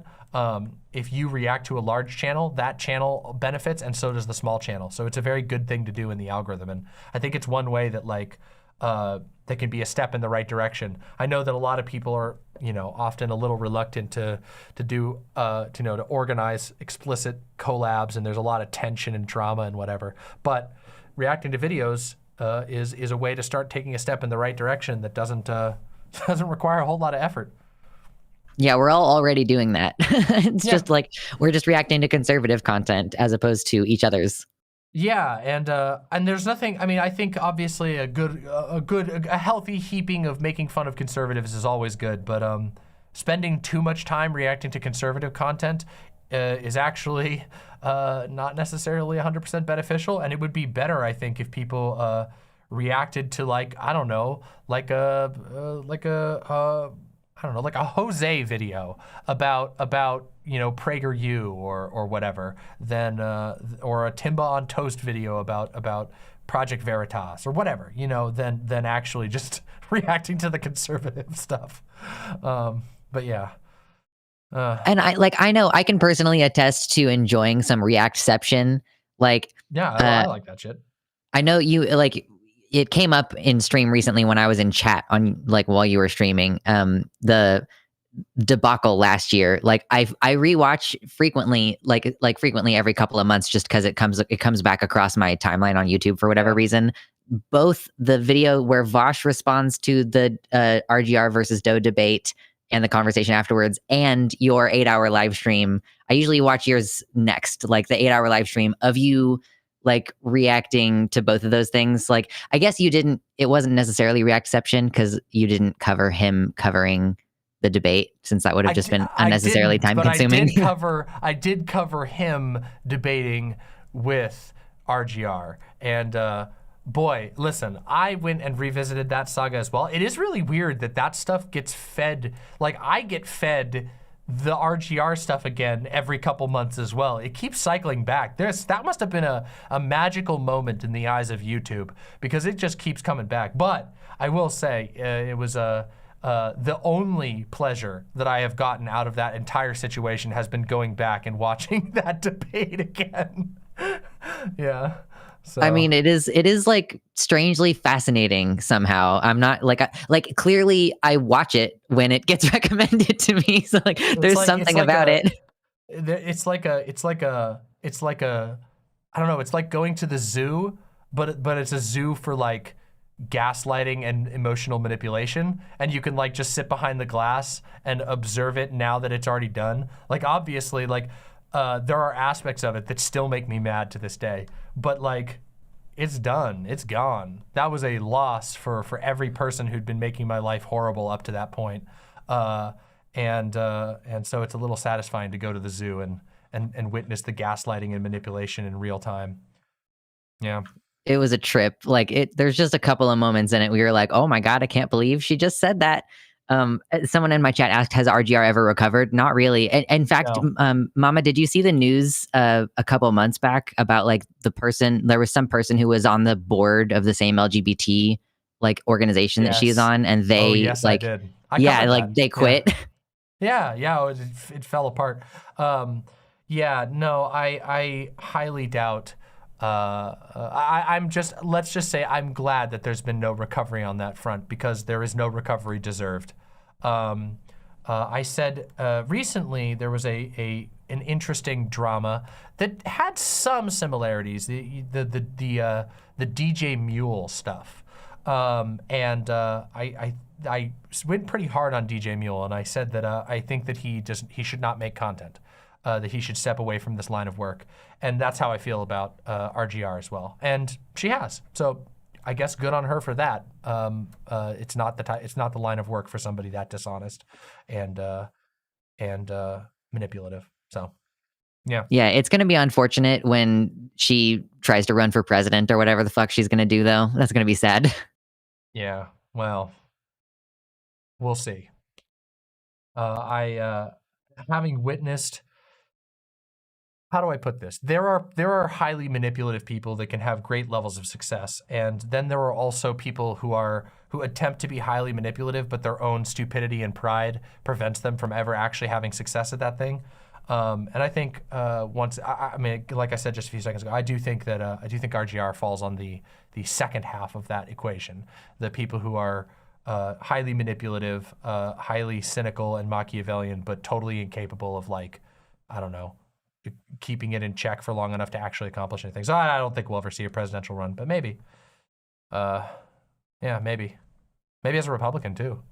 Yeah, honestly, like, I mean, can you imagine her going any other way? Like, she's gonna end up being one of those, we need to reform, like, we need to get the log cabin Republicans back into the RNC and shit like that. 20 years from now, when we have the new two parties of America, after the Republicans dissolve and the Democrats fall out, we'll have the Christian Nationalist Party, and we'll have the corporatist party, and then she can take her choice from there and decide whether she wants to join the Christian Nationalists or the heavy corporatists. Yeah. What a glorious day it will be. It'll certainly be an interesting struggle wherever we're going. I'm looking forward to getting to watch the continued, I don't even know, twisted decline of this country as it gets even more clownish. But yeah, Well, we are about at the time. Did you have any other topics you wanted to discuss? We can go a little longer if you have anything specific you want to bring up. If not, I just wanted to thank you for coming on and being here, because it was really, really kind of you to come by and say hello. Yeah, I always appreciate you having me on. Like, also, like, I have just repeatedly asked you random questions on Twitter, and you always are super nice and just helpful, and like, I really appreciate that. I'm not always the best about answering my DMs, especially on Twitter, because fuck Twitter, in short. But yeah, well, if I can ever be of help, let me know. I always try to do my best. But you've always been very kind to me, and I, of course, again, I appreciate you coming by today and getting to talk about this stuff with you. Yeah, I'm sure I'll hit you up sometime on Twitter again. I'll get out of here though, because I kicked Baphomette down the queue earlier. So we have a system in place, so blame it on the system. There you go. I mean, I'll blame it on Baphomet because it was their fault. They were like, "Oh, you should join the queue," and then I was like, "Oh, I'm a VIP, so I guess I just get to go first." Yeah, well, that's why we got the VIPs. Sorry, everybody. The only hierarchy we have here is people's time, and unfortunately, no offense to my lovely chatters. I know many of you do many different things in your life. I'm not saying that you don't touch grass or anything, but streamers and content creators have a little bit more restrictive schedules than most chatters, so we just try to do that. All right, there we go. Nobody cry about it. If you cry about it, I'll just ignore you.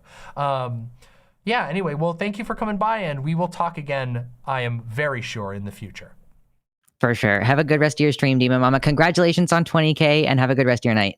Thank you, and congratulations on 30K. Bye for now. Woo, bye. All right, hell yeah, that was a fantastic conversation. Luxander is amazing, and every time I get a chance to talk to it, it is fantastic and wonderful. Oh no. Oh, I can't look at that, Passage John, I'm blocked. Baphomette! Hello! Hello, how are you? Very good. Very good, hold on, just typing this in real quick. All right, perfect, got all your info up on the screen. Welcome to the 20K celebration stream. Thank you for being here. What would you like to talk about? Well, gosh, I, as a joke, kind of wanted to debate you on fucking why Dark Souls 2 was the best Souls game, but I think come on, you're not serious. I think it would be a better use of my time if I talked about, like, neurodivergence, because it's a topic that's grown very dear to me over the past few months. Yeah, okay. I'm fine with either of those topics. I could also do with I'm perfectly fine to do a debate about Dark Souls 2. I have a lot of negative things to say about Dark Souls 2, but I'm not entirely negative about the game. But I also, I think neurodivergency is an important topic. So I will give you the power in this situation. You decide which one you would rather talk with me about, and neither one will bear any judgment. I'm being called a fool and a charlatan in chat, so I think I'll go with neurodivergency. All right, well then let's do it. Let's hear about what you got to say about neurodivergence, and then I'll tell you if I agree or disagree, or whatever. Well, first of all, I think it goes without saying that the way that neurodivergent children are treated in this fucking country is more than a little fucked, It's atrocious. It's atrocious. Yeah. I very recently got fucking diagnosed with PTSD, and a lot of it just explicitly goes back to my fucking experience, right, with ABA and the way that I was schooled and like fucking special ed, right? And that shit is so fucking abusive, and I don't know how it didn't take, and I don't know how I didn't like grasp that in my head until like very recently. How like special and alternate education paths are just totally messed up and totally structured for, they're like structured for failure basically. Yeah, like the fucking most of the fucking systems they have going on now, they just tried to like teach autistic children how to mask autism, which is, for anybody not aware, masking increases rates of depression among autistic people dramatically, and increases suicidality among neurodivergent people, and it's fucking atrocious. And basically, that's like what you're expected to do Yeah. as a neurodivergent child, and it's fucking garbage. For people who don't necessarily grasp the idea of masking, it's repression. That's what it is. It's repression, but it's repression on a very deep level. It's the idea that basically you have to hide certain things that you do.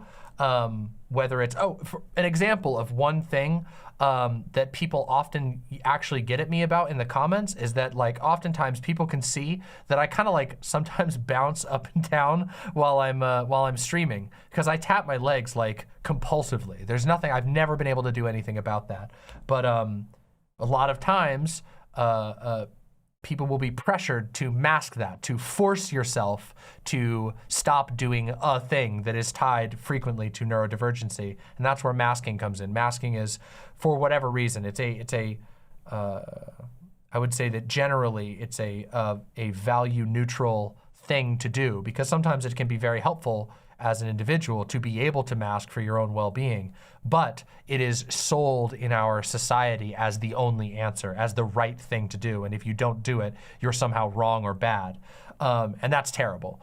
So yeah, I hope that makes sense to the people in the audience who aren't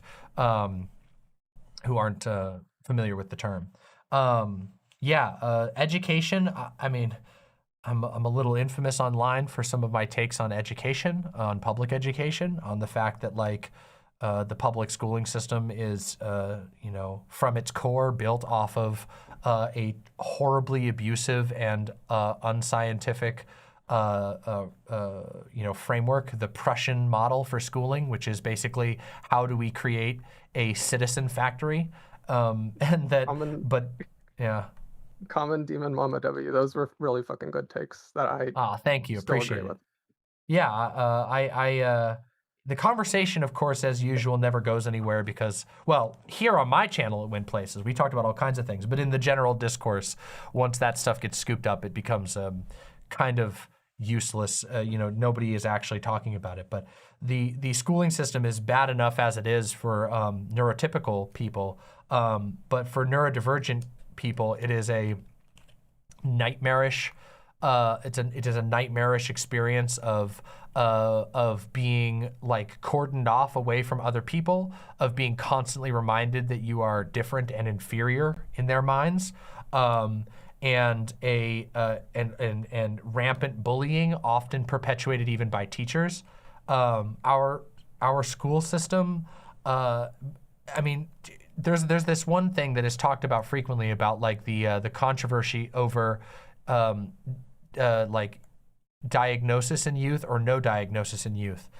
Parents actually have to weigh that very carefully, because getting a diagnosis for autism or ADHD when you are young can sometimes be extremely detrimental, because it then necessitates, because of the system that exists, because the system is designed to operate basically without human elements, it can necessitate people being taken away from their friends, away from their general learning environment, into a place where the system is totally different and often deeply underfunded, deeply undereducated, as far as the people who are leading those programs. It's a really bad situation, and I think it's also concerning that, like, it's a common problem for parents of neurodivergent kids to be afraid of being able to seek out any sort of diagnosis. It sucks because it kind of reinforces the idea that diagnoses can be used as a weapon to marginalize, as opposed to a tool to help people understand themselves more. Yeah, exactly. Yeah. Like, whenever I got my diagnosis, like, if I am visiting my psychiatrist, right, what I'm going there for is for context. Like, I just want to know what's happening so I can know what steps to take forward. It shouldn't be used against somebody. Yeah, but it is, Like, unfortunately. Yeah. Yeah. That is also especially the case with cluster B personality disorders. That is like the way people with cluster B personality disorders are treated is also really fucking miserable. Like like people just straight up call a diagnosis of BPD a red flag these days, and Yeah, it's it's bad. I've talked about that abysmal. at great at great with great nervousness on my stream a few times. The first time I ever talked about BPD on stream was an incredibly nerve-wracking event, and it has been weaponized against me by some really bad people. But yeah, for a long time, it was literally BPD was just by like psychiatrists and psychologists just considered it an untreatable disorder because the path to treatment or the path to management of it doesn't look like what they're used to. There's no pill you can assign, and you know BPD people tend to generally be high functioning, meaning they can do lots of things that other people might not be able to do who are in similar, you know, who have similar diagnoses, and that meant that there is a hostility when there's a lack of like immediate compliance. It's a very messed up thing. Also, like people with BPD will often be treated with things that do not help BPD just because it seems like an easy answer. It's really shitty. I tend to be, it's weird. I grew up in a family that was very hostile to psychiatry and psychology for the complete wrong reasons. But as I've grown older, I have come to my own position, not of being necessarily anti-psychiatry or anti-psychology, but of being highly critical of the way that it's used in a capitalist society.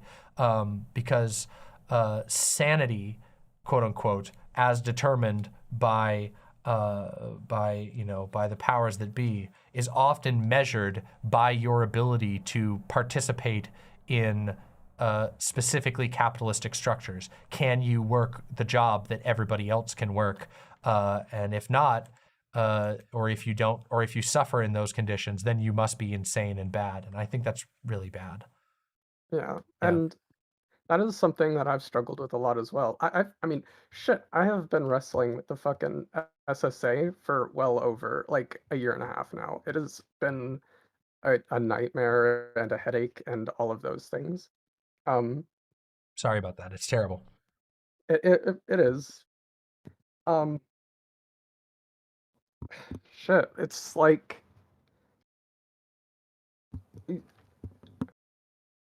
I'm sorry. I don't know. I don't know where my words are right now. No, it's okay. It's a heavy topic, and don't worry about it. It's a heavy topic, and also like you've taken a lot of the words just right out of my mouth. I will say I have discovered recently the if any of you guys have heard of Patricia Taxon, I would highly recommend watching her video I on like Don't Hug Me, Patricia I'm Taxon Scared. stuff. Yeah, I like That Patricia Taxon a lot. Yeah, her fucking video on Don't Hug Me, I'm Scared was like fucking eye-opening, right? Like that I think is what like made it finally click for me. Like how the way I was treated and like my schooling was not okay and how I was treated as a neurodivergent kid was not okay. And how like to say nothing of the fact that the systems in place are abusive to begin with, the teachers don't even use them correctly. They're not No. in a lot of schools, in the first school I grew up in, they didn't have a special education program. They didn't have teachers trained in that. Yeah, that's the case for a lot of places, especially in rural areas. Rural schools that are not given the funding or tools or assistance necessary to build the programs, but they have to have them by law, or they have to have them for whatever reason. And then that ends up with people who are deeply unprepared. It creates like a horrible feedback loop where like teachers are overstressed because they don't have the tools they need, and that means they start doing a bad job, which means that the students are having a bad time, which means that it just creates a horrible spiral. Yeah, and it's unfortunate, and I don't know, like I guess one thing I will say is that I love that neurodivergent people have made so many communities online, that have bound together in so many communities and have begun to actually offer each other actual help. everything from small tips and tricks on how to deal with certain stuff with ADHD to functional support groups where you can talk about struggles and you can come up with ways to deal with bad treatment. But unfortunately, the treatment of neuroatypicality in our society is brutal, and I don't think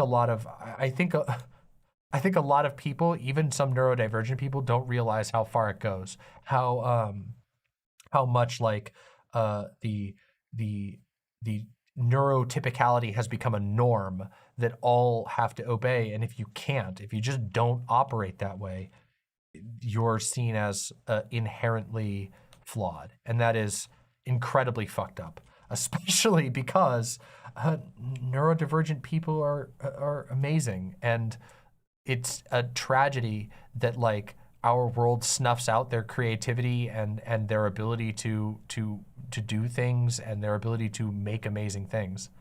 Yeah, so Yeah, a bit of a rant, exactly. And I will say I have found a fucking phenomenal community in your community.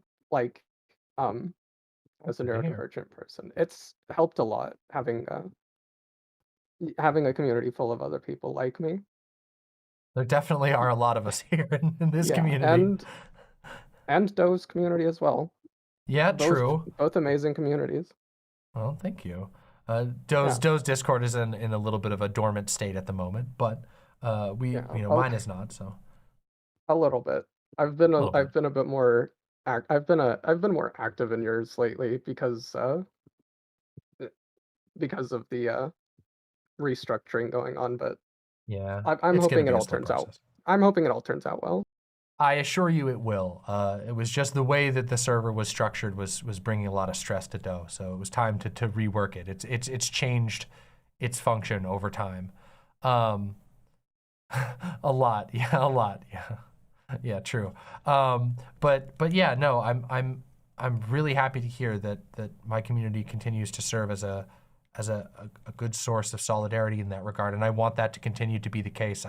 It's one of the core things that I thought about when I was building my Discord community was that I wanted it to be a place where I used to joke on stream. I don't say it as much anymore, but I used to joke about I perceive my Discord as kind of like an inn, where people can get together and talk about stuff and feel safe and warm and get what they need. It can't serve every purpose. It can't fix every problem, but it can serve as a social space where people can find a lot of warmth and also useful information from one another. I believe very, very strongly in the ability, or in the importance, I should say, of people sharing everything that they learn with one another and comparing between their life experiences. I think that I've learned, oh my God, like, hell, with regard to even just BPD, I learned the most important thing that I ever learned about BPD. I learned from the blog of somebody who had BPD, who was just telling a life story and the conclusions that they took away from it. And even though my situation wasn't exactly the same, just being able to reflect on that and think about it and compare how I would have acted and how I have done things similarly or differently was so valuable to me. It's like I still think about it to this day. So yeah, I'm really happy to hear that. Yeah, it's very deeply important to not undervalue the. It's very important to understand the value a different perspective can have. It's I would say it's double the brain power towards figuring your own stuff out. Hearing somebody else's perspective, how they've managed to think out their own issues and how that might apply to you. But really, it's even more valuable than even that, right? Because yeah, I think it is. Because there are a variety of different. They come from a variety of different circumstances, different from your own, that might lead them to different conclusions that you might not otherwise find yourself coming to. Yeah, and there can also, in many cases, like on a Discord, be a dialogue, which is more than just a bonus analysis. It's an active process of going back and forth, which I think is really awesome. Yep. Yeah.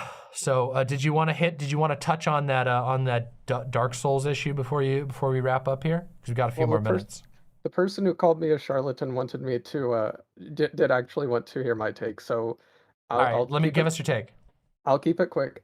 Basically, I just think that Dark Souls 2 more than any other game in the series gives you the most choice in how you like approach the game. It feels like you can play it more non-linearly than the other games in the series, and I really like all the different tools that they give you to allow you to do that. My favorite being fucking bonfire aesthetic. I really wish they never got rid of that. I don't remember what that does. It levels up any bonfire to New Game Plus or beyond. Oh, right. So you can have like New Game Plus areas where you can like fight harder enemies for. That's kind of cool. All right, that's it's a broken mechanic. Oh no. Yeah, it is. I think Elden Ring has kind of taken my spot for favorite FromSoft game over Dark Souls 2, but Elden Ring, in my opinion, is like the spiritual fulfillment of Dark Souls 2. It's like there's so much of Dark Souls 2, but so much of the not crap. Like, okay, like I gotta say, like Dark Souls 2 for me, part of the thing that killed me about Dark Souls 2 was that I felt like the enemies were ridiculously repetitive, and also I felt like so many of the bosses were just stretches. Like they were just like, what am I fighting? I'm fighting like a stick guy, and here comes another stick guy. Why am I fighting two sticks? Why am I fighting a giant rat that looks exactly like the tiny rats but blown up in size? I felt like, which is a problem that Elden Ring doesn't really have. It has a few issues, like the ulcerated tree spirits are a bit like that. But there's so much else in Elden Ring that like the repeated enemies don't really feel that big of a deal. But yeah. I think my final comment on Dark Souls 2 would be, oh gosh, I had something I was going to say. Oh yeah, okay. I fucking love how the combat feels in Dark Souls 2 compared to the other Dark Souls games. Purely in that I really appreciate that rolling doesn't feel necessary. Like the fucking the agility mechanic, I will agree, is like kind of dumb, but it's nice whenever you get to learn how to play without it, you know? Like, but I like rolling. Maximizing walking around. I get that, yeah. No, rolling walking. Is fucking fun. I like rolling. I kind of, I don't know. The weapons in Dark Souls 2 drove me crazy. Also, I never understood some of their design decisions, like the armadillo enemies. Yeah, it feels heavy and clunky and slow, but it has a special place in my heart. I love it. Also, I have one more thing to say. Yes. It's pronounced Baphomette. I enjoy hearing Baphomette, but it is pronounced Baphomette. Okay, I pronounced lots of things very weirdly and wrongly, so I will try to remember that, but I cannot promise that I will remember that, so you just have to keep poking me until eventually I do, and then we get up in a situation like, then we're going to get into a situation like with Punk Corpse, who I kept reading as Punk C Corpse, and then I kept doing that even after they changed their name. Anyway, yeah, I said, yeah, what am I supposed to say? Wait, oh my God, now everybody's going to be saying that I say their name wrong. Okay, Baphomette, I will try to remember to say your name correctly. Thank you so much for coming on. We are all out of time now. Having me. I respect your defense of Dark Souls 2, even though I do not like Dark Souls 2. I'm happy that you like it. And also, I can't really talk that much on Dark Souls 2 because Fawn is also a huge fan of Dark Souls 2 and will kick my butt if I shit on Dark Souls 2 too much. So there we go. Based Fawn. Good convo. All right, well, likewise. Thank you for coming on, and we'll talk again sometime in the future, maybe. See you. Bye for now. All right, everybody, before we bring somebody in, hold on 1 second. Let me do a quick stretch. And remember, if you are here and you haven't liked the stream, like the stream. Like the stream. Like it now. Like the stream, please. We want more viewers in. That means we get more calls. The more viewers we have, the more callers we get, the longer I'll go, which means more fun for you and more exhaustion for me. So come on, give me those likes. All right. Now, hold on a second. You're muted. Jack, you're muted. Yes, I didn't want to interrupt. Oh, don't worry. You can't interrupt. I will talk over you. No, I'm just kidding. That's me being rude.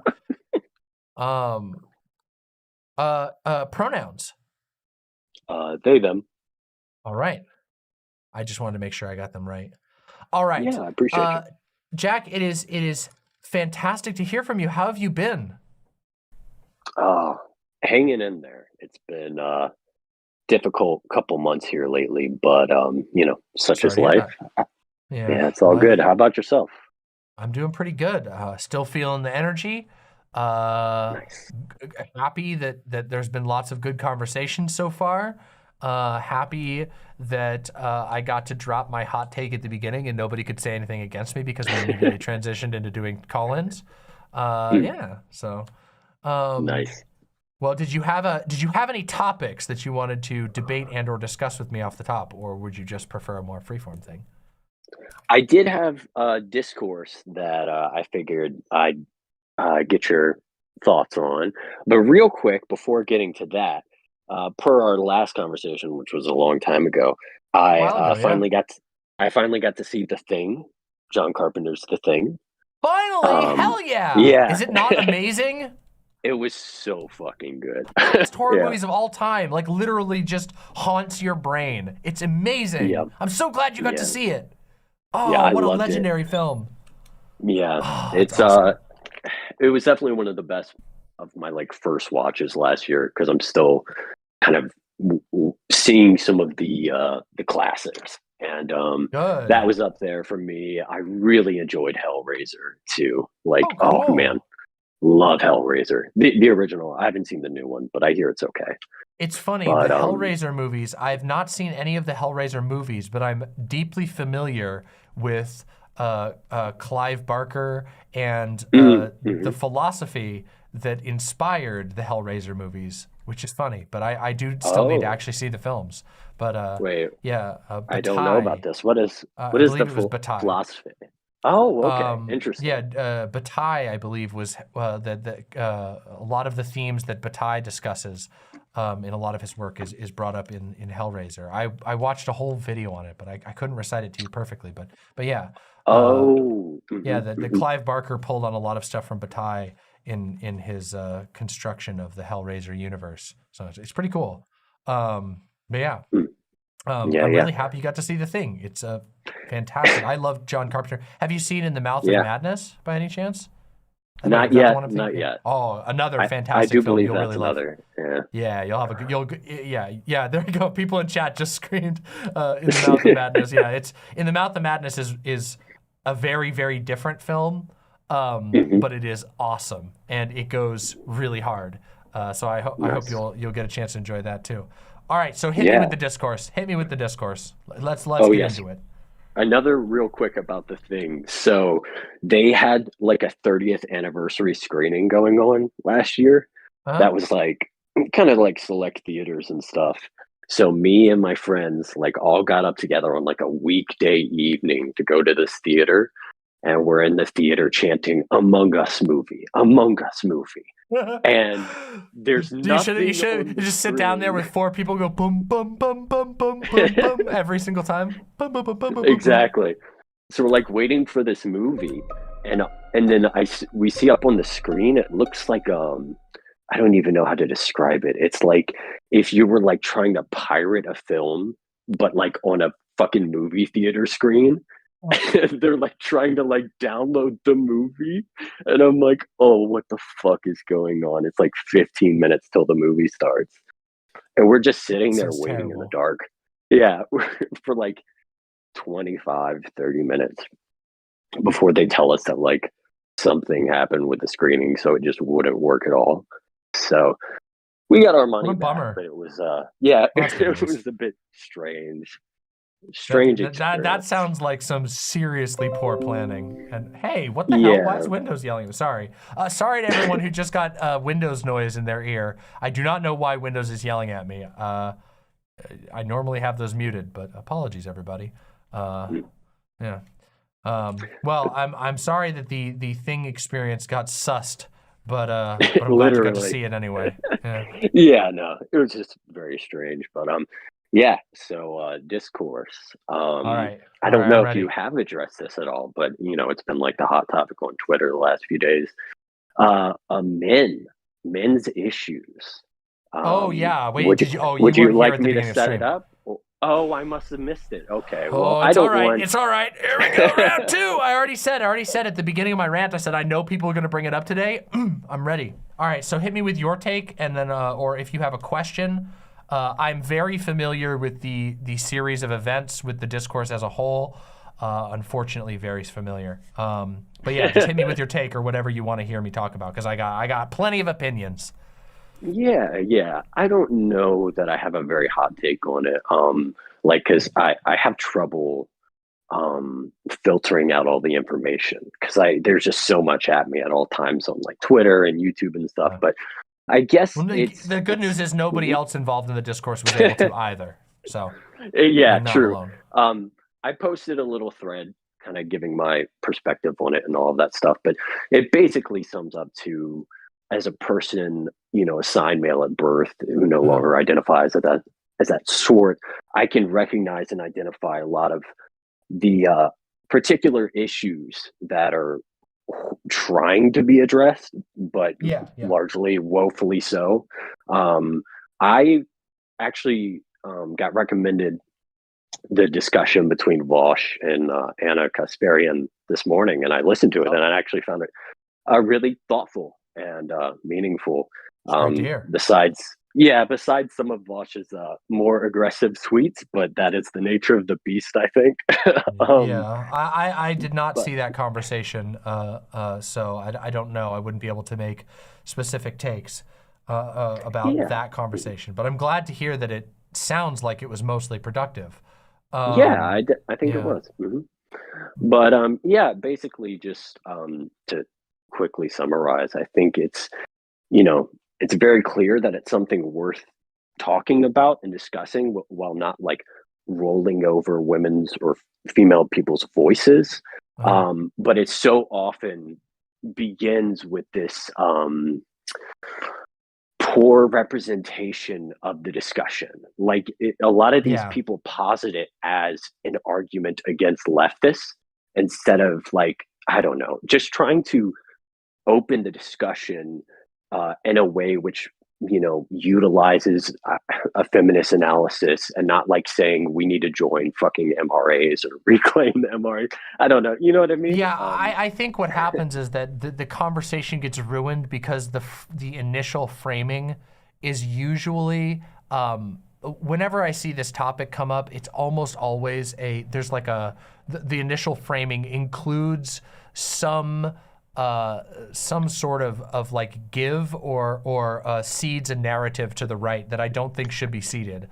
In this particular case, I think that the idea that like the left is the reason why there's an MRA, or at least a contributing factor, is such a stupid position to start this conversation on, because you can't actually discuss the topic at hand.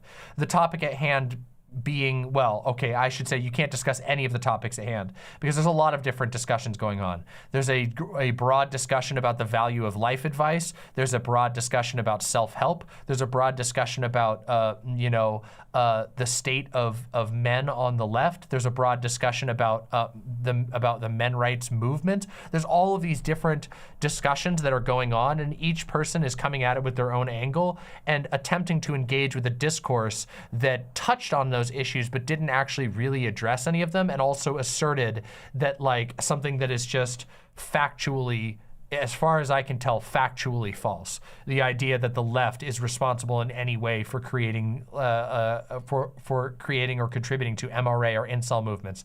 These are movements that predate the online left in many cases, but more than that, there's just numerically not enough people on the online left for all of the people who are going into those spaces to have had a touch point with the left. Like the number of people that are engaged with Andrew Tate, most of those people have never actually engaged with or had a touch point with the left in any way, let alone on men's advice issues.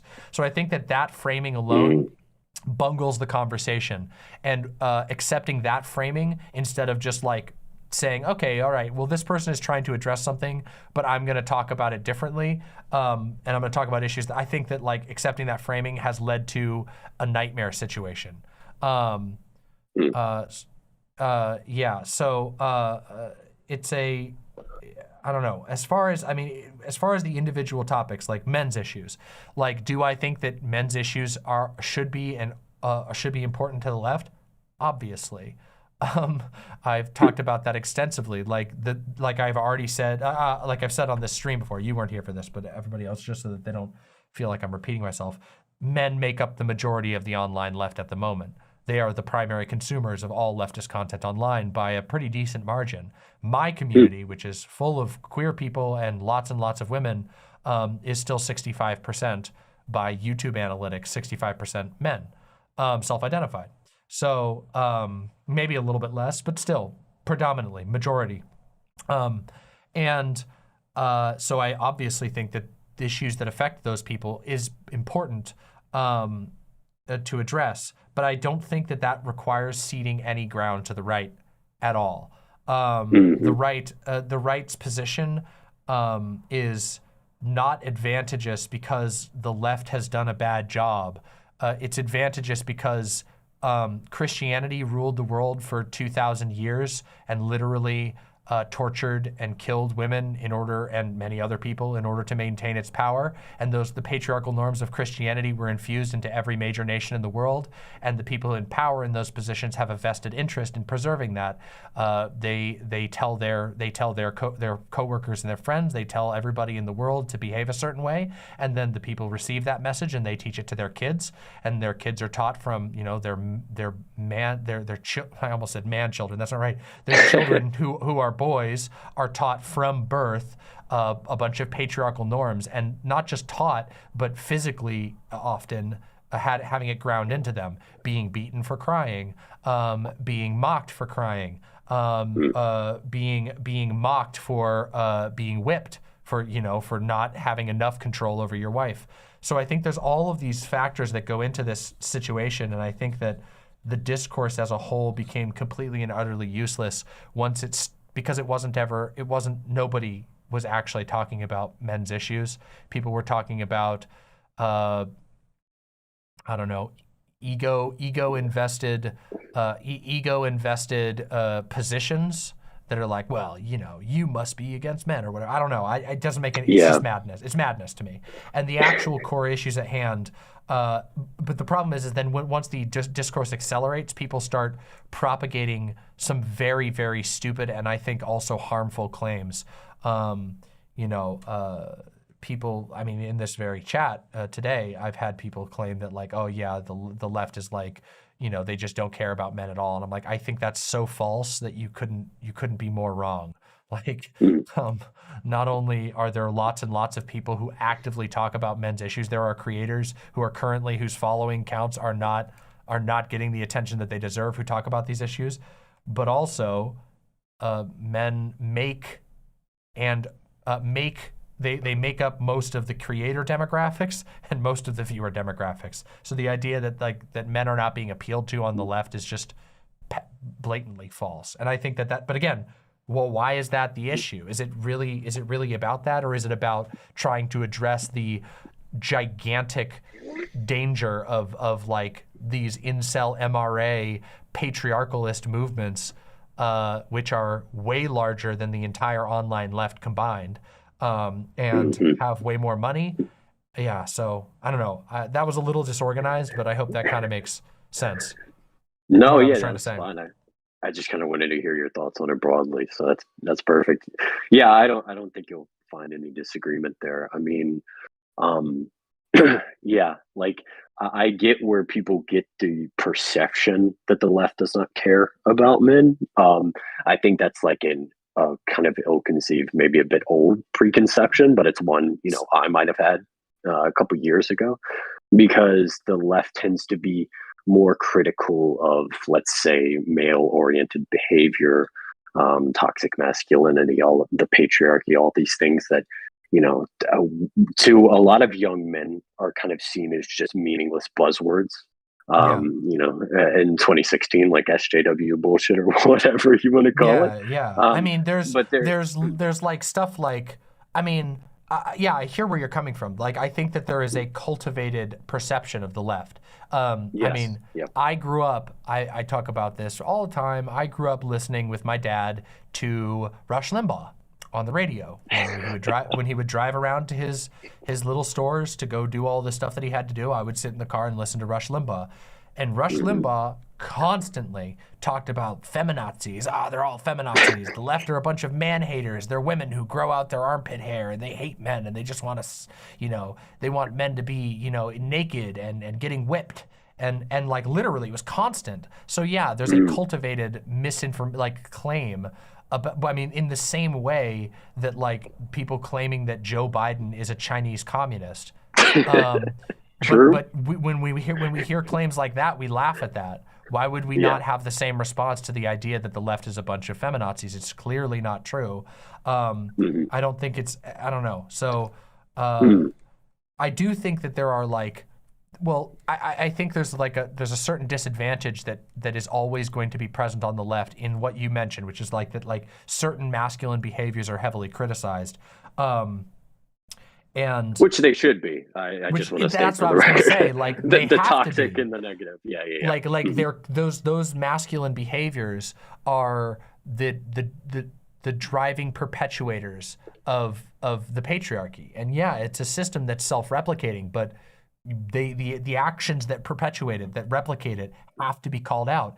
And so I'm sure that for some men that can come across as like men are always being attacked by the left because the left is willing to say, hey, it's actually not okay for women to be talked over constantly. It's not okay for women to be perpetually objectified. It's not okay that we have a culture that teaches tons and tons of people, men and women alike, that women are objects to be owned and to be commanded and to be discarded when no longer useful.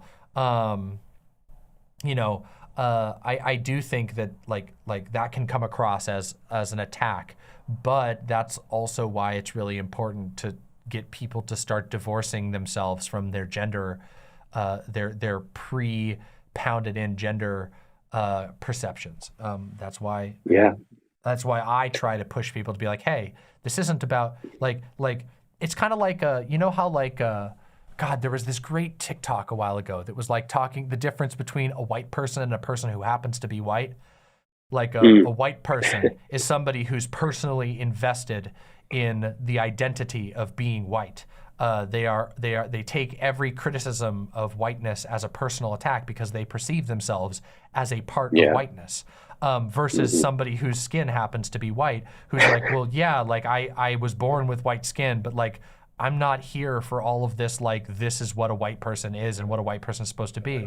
And the second type of person is somebody who can acknowledge, who can much easier acknowledge, they can acknowledge white supremacy because they're not personally invested in their own whiteness anymore. Maybe they were in the past, or maybe they never were.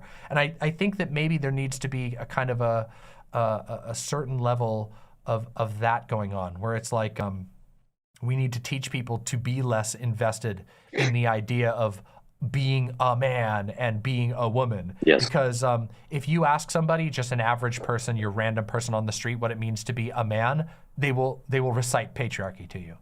That is what, even in lefty spaces, if you ask them what it means to be a man, most people will just recite patriarchal concepts. And that's fucked up. That means that we have, much like being white, much like white as an identity, there's issues with that. And so, yeah, I think that perhaps that could help, but it's just a hard reality that we are fighting an uphill battle. The left as a whole, regardless of which section of the left you're in, you are always fighting up an uphill battle because the patriarchy is invested in teaching people. It is invested in teaching people to be invested. So yeah, a lot of guys, even innocent young guys who just have just received this programming, from their parents and their schools and whatever, are still going to have a hostile reaction to it being criticized, but we still have to do it. It has to be done because otherwise, because the cost is the forever enslavement of men and women to patriarchy, a permanent situation of women being disregarded, pushed to the side, and literally oppressed, and men being trapped in a hyper rigid interpretation interpretation of gender that encourages physical and emotional abuse. That's a horrible state of things to be in. We just have to acknowledge we are fighting an uphill battle, and that sometimes it's going to be unpleasant, and sometimes it's going to require saying things that are going to be unpopular, that are not going to get an immediate good reaction, and hopefully conveying them in a way that prompts people who do have a knee-jerk reaction, a reactionary reaction to being confronted to critiques of gender, that it puts them in the right direction, gets them thinking. I could even talk about this for my own thing because I think this is an interesting topic. I became a feminist before. This is long before transition. This is before I knew I was trans. I didn't have the words. It was still when I was a member of the church. It was at the end of high school. I became a feminist before I became anything else. And that was because I had a fight with a friend who was a woman. And we had been fighting about politics. And I was, at that time, completely inundated with Christian gender ideology. We had a really, really bad fight. And it hurt both of us. And it made me feel horrible. And I went home, and after I was at like a camp, was where I met this friend. And I went home and I had still maintained correspondence. And I found myself thinking about it all the time. And I found myself thinking about how bad I had made my friends feel, and why I had made them feel bad. Why the things that I said that had been taken for granted my whole life, that I had been taught in Christianity. And I remember sitting at my computer and going, well, what's to say? Who says that a Christian can't be a feminist? Didn't God create women too? And that was when I decided I'm going to be a feminist then. And obviously that sounds like a very childish, and it was. I was literally a kid still. But that was one of the first ways that I departed from the programming of Christianity, was seeing that I had a bad reaction. I was confronted with something that was uncomfortable that would some people will just go, nah, fuck it, I'm turning on Andrew Tate now. You know what I mean? But for me, that confrontation, seeing my friends hurt and seeing that I had bothered people, it prompted introspection. And it prompted me to rethink my approach and ultimately change my approach very drastically. And that also had a knock-on effect onto me ultimately changing my position on gay issues, on LGBT issues, because which then ultimately allowed me to find my way to understanding what being trans was and why I had felt so much unbelievable agony around gender my entire life. So quite the journey. Yeah, it's a hell of a journey. But again, that was a bit of a ramble. But no, you're fine. I definitely understand 100%. It's a shame that it comes to that point where you have had your brain constructed in such a way that it takes you offending or upsetting a close friend for you to realize oh, this is bad. This is a bad behavior. But, I grew up very similarly, very involved in the church, and again, growing up male. So I was accepted as a more soft boy, I guess, that I was, but I was still taught and raised with a lot of the societal male normative preconceptions, let's say. And I mean, to this day, the same thing with religion is the issue of decoupling religious ideology as well as gender, let's say, or gendered ideology is an extremely difficult one, and one I've been working through for the last decade, and I'm still not through it. You know what I mean? But it's like a process that can almost never end. Yeah, and the male worldview, as I understand it, is very solipsistic and individualized, and it's just a very difficult thing to trouble with. I've done therapy and stuff like that, but the idea that you have to cut yourself off emotionally from people is probably one of my personally, just like my biggest issues.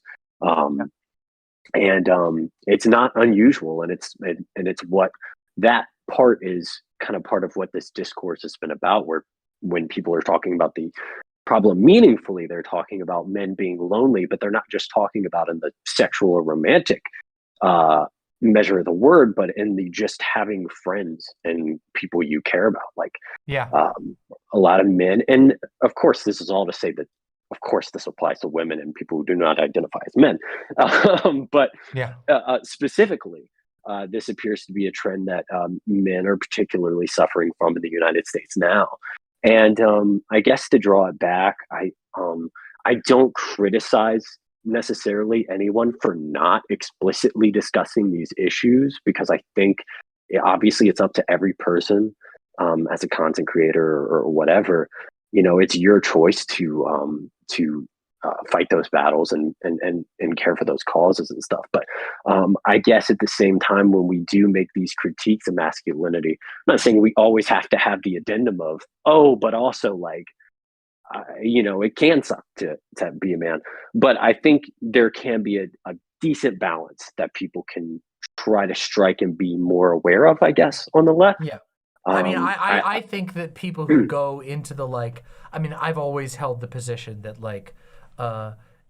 people always bring up the kill all men, and die cis scum is like the trans version of that, or all these other little things, or Mayo-cide now, or whatever. And people bring up the unhelpfulness of those, and I've always agreed. I think they're kind of stupid and unhelpful.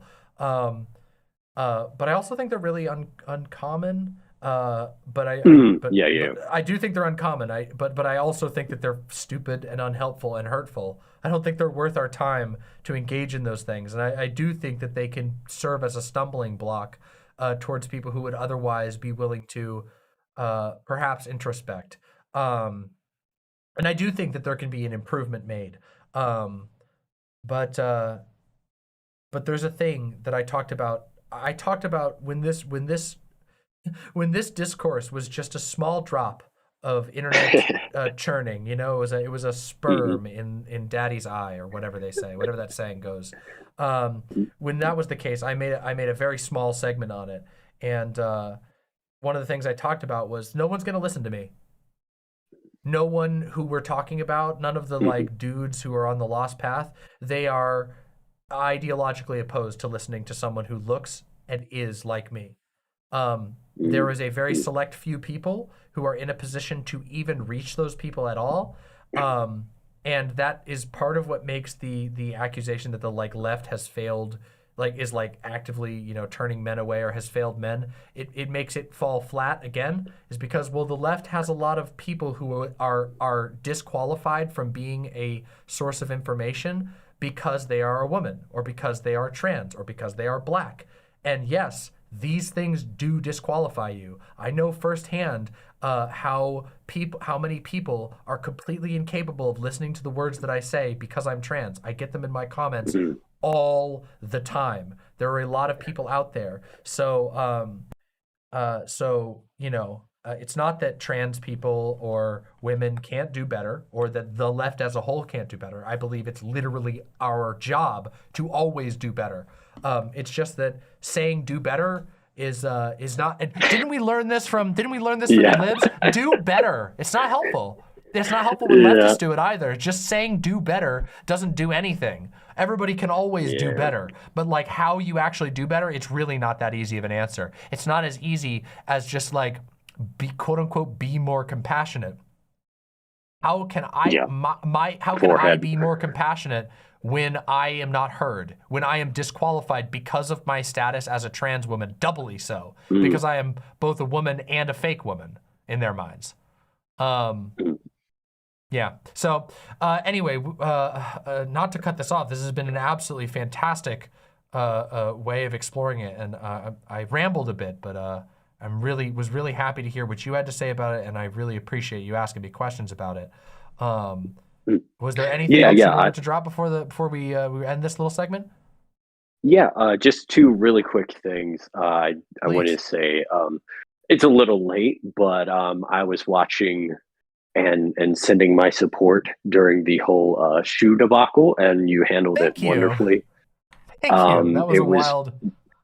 Yeah, very disappointing to see her behavior in that situation. But I really appreciated your insight on it, and Walsh, actually, his video on it was also very good. I really enjoyed that. So it was nice. I did too. It was great to see like that camaraderie, and also like all of the points that you both ended up making about the satanic panic shit. Like I guess people maybe aren't as aware of that, but it's so still like predominant. Yeah, a lot of people weren't around, and their parents taught them. That's for sure. So I got to bring it back up and. Yeah. So, but I've really enjoyed your coverage of that and like all the other absolutely bonker shit going on lately. And then last thing, this is a bit old, but I had made that tweet forever ago and said that I was going to put your name into a song because of you helping me out. I can't give that up tonight, but I finished it a while ago. So I'm just trying to get it into a project that works, but I wanted to let you know that it's been done and it's been done a while. I could send it to you if you'd like, but that's okay. When it's time, I wanted to wait. We'll blow it up on here, okay? Yeah. I just want to let you know I didn't forget. So it'll be one of these days, hopefully soon. Well, thank you so much. That's absolutely amazing. And as always, it has been wonderful to talk with you, Jack. And thank you for coming on, and thank you for your kind words. Seriously. Yeah, thank you. I really appreciate it. Have a great night, and we'll talk soon, okay? You too. Bye.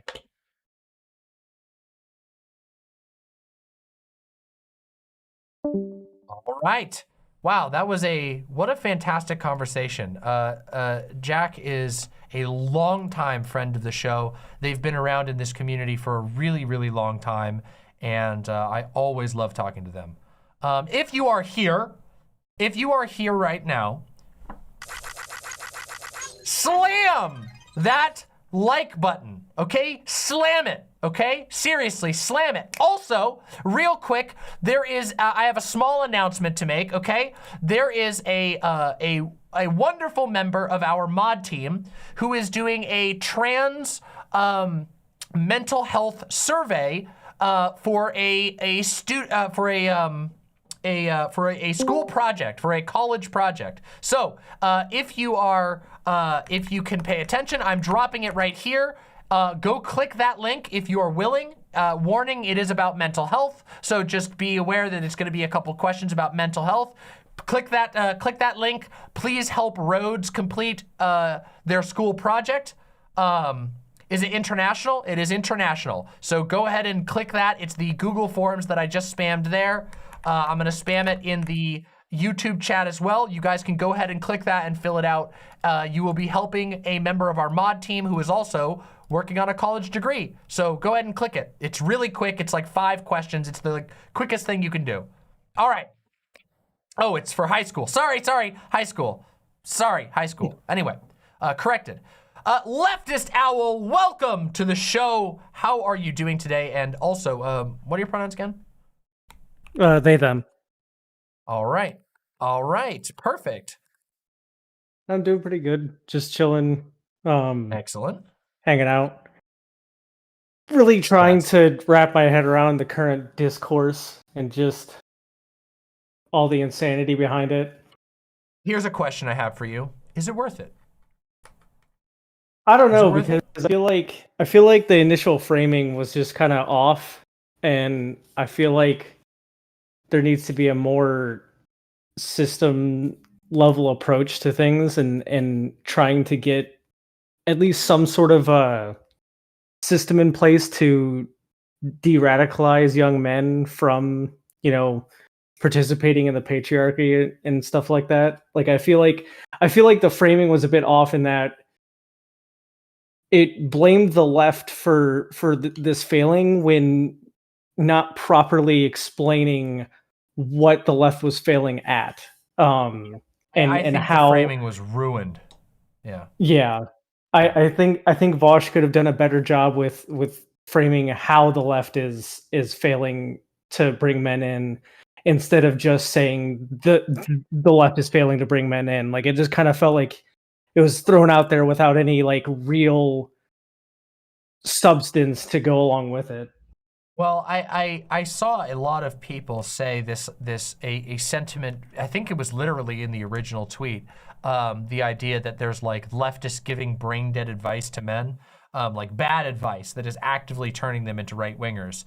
And I have not yet seen a single example of that. I've not seen anybody give an actual solid example of like a prominent leftist giving advice that supposedly drives men to the right. And that was the claim that started the entire discourse, and yet it's never been addressed. And I think that the discourse became so toxic because nobody was ever actually interested in. It was being used as a springboard. The initial tweet was being used as a springboard, and everybody was springing in a different direction. But they were all acting as though they were talking about the same issue. And then getting mad at each other when it didn't sound like they were all talking about the same issue, which to me, that just seems sounds like a big dumb mess. And Yeah. And it so, came, and yeah. it springboarded off of a person infamous for just, posting bad takes for attention. Yeah, which I mean, is something that people do on Twitter all the time. It's, in fact, you could argue that's Twitter's primary function at this point, is for people to post bad takes and get a lot of attention for them. It's pretty bad. Yeah, I despise those types of people where it's basically like their entire presence on Twitter.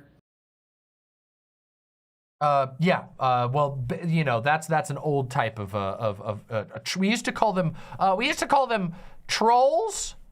We used to call them back in the day. We called those trolls. They were people who are they go on the internet and they post things trying to get a rise out of people for no other real reason than to get a rise out of them. Back in my day, we called them trolls. I don't know what they call them these days. Well, now the trolls have gone on and started just ear raping people in fucking Discord calls. Yeah, for no reason. That's the new job. Maybe they've all moved on, and now whatever's left is like the dregs or whatever. Yeah. How have you been? How are your holidays? Oh, they've been fantastic. Had a very good time. Hung out with some friends for a very, very small but cozy Christmas party. Did nothing on New Year's except for snooze, which was great and felt good. Actually, I streamed on New Year's, but it doesn't matter. I was streaming on New Year's, but then I snoozed. What else? And then other than that, I've just been enjoying the general warmth and fun of Impmas, which has been ongoing and will continue until I am tired of Impmas, at which point, I feel rested up enough. But it's been really good. I've had a pretty good time. Had a lot of, guests come over the course of them. Ate a lot of very good food.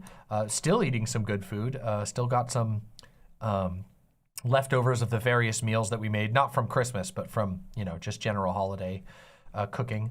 But yeah, that's been pretty good. How about you? How were your holidays? It was pretty good. Kind of spoiled myself with a new pair of headphones. What type? Went back home. Oh, they're Abyss Diana V2s. Not familiar with them. They're like a boutique audiophile brand. And I've wanted that. I listened to the headphone back in like 2020.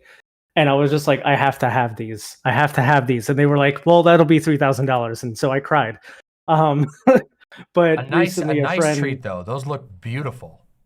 Oh yeah. And recently a friend put them up for $1,900. So I went for it because they are so good. I have a few complaints with the company that makes them, especially in terms of build of the headphone, but the sound is amazing, and they're just incredible. So that sounds absolutely awesome. What a wonderful Christmas treat. I have been informed by my critters that Fawn and Doe, that my Christmas present is still shipping, but I am very excited for it because it has been hyped up.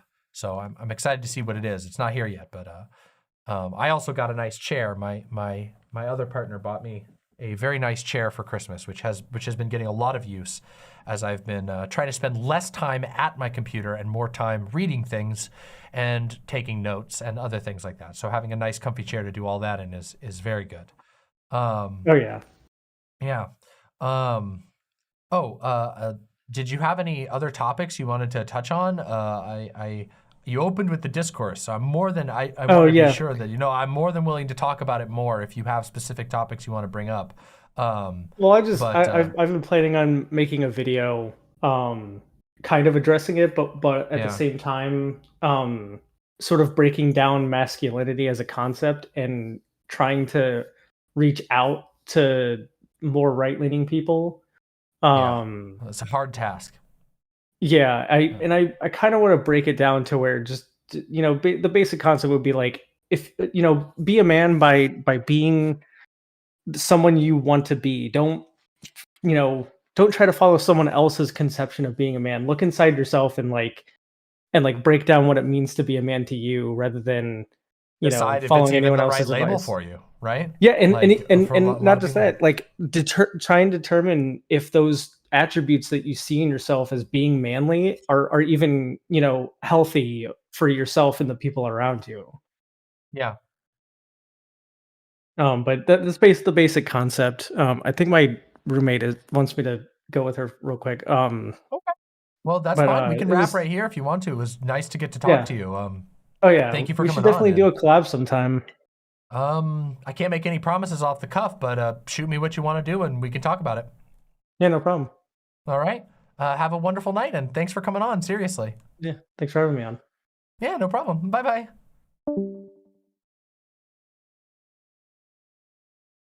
One second before we bring somebody else in, I wanted to read something from chat. Haiku says, "Hi everyone, new here. I like Demon Mama's content and takes. I have, however, heard many of my left friends say they don't take anything straight men say about how they feel seriously. It's a real thing." Yeah, that's very weird. Sorry to hear that. I don't know what to tell you about that. That sounds like a very weird thing to say. You should take people's feelings seriously. Oh. Okay, all right. Let's do the next caller. Let's bring in the next caller. Let's do it. Who's next?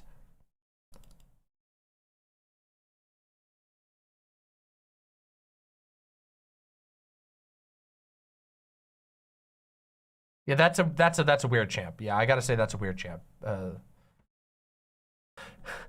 Baphomette says, "Being a man is all about having a feminine, estrogenized body. For some, it is. That's what, everybody's always talking about femme boys, but what about femme men? Huh? What about that?" Welcome to the show, Ollie Stardust. Ollie, what are your pronouns? Hello? Oh, can you hear me? Hello. Sorry, I needed to mute something. Hello. Oh, that's all right. Hello. My pronouns are they, he. You can just call me Ollie if you want. All right. All right, Ollie. I'll just put Ollie up on there then.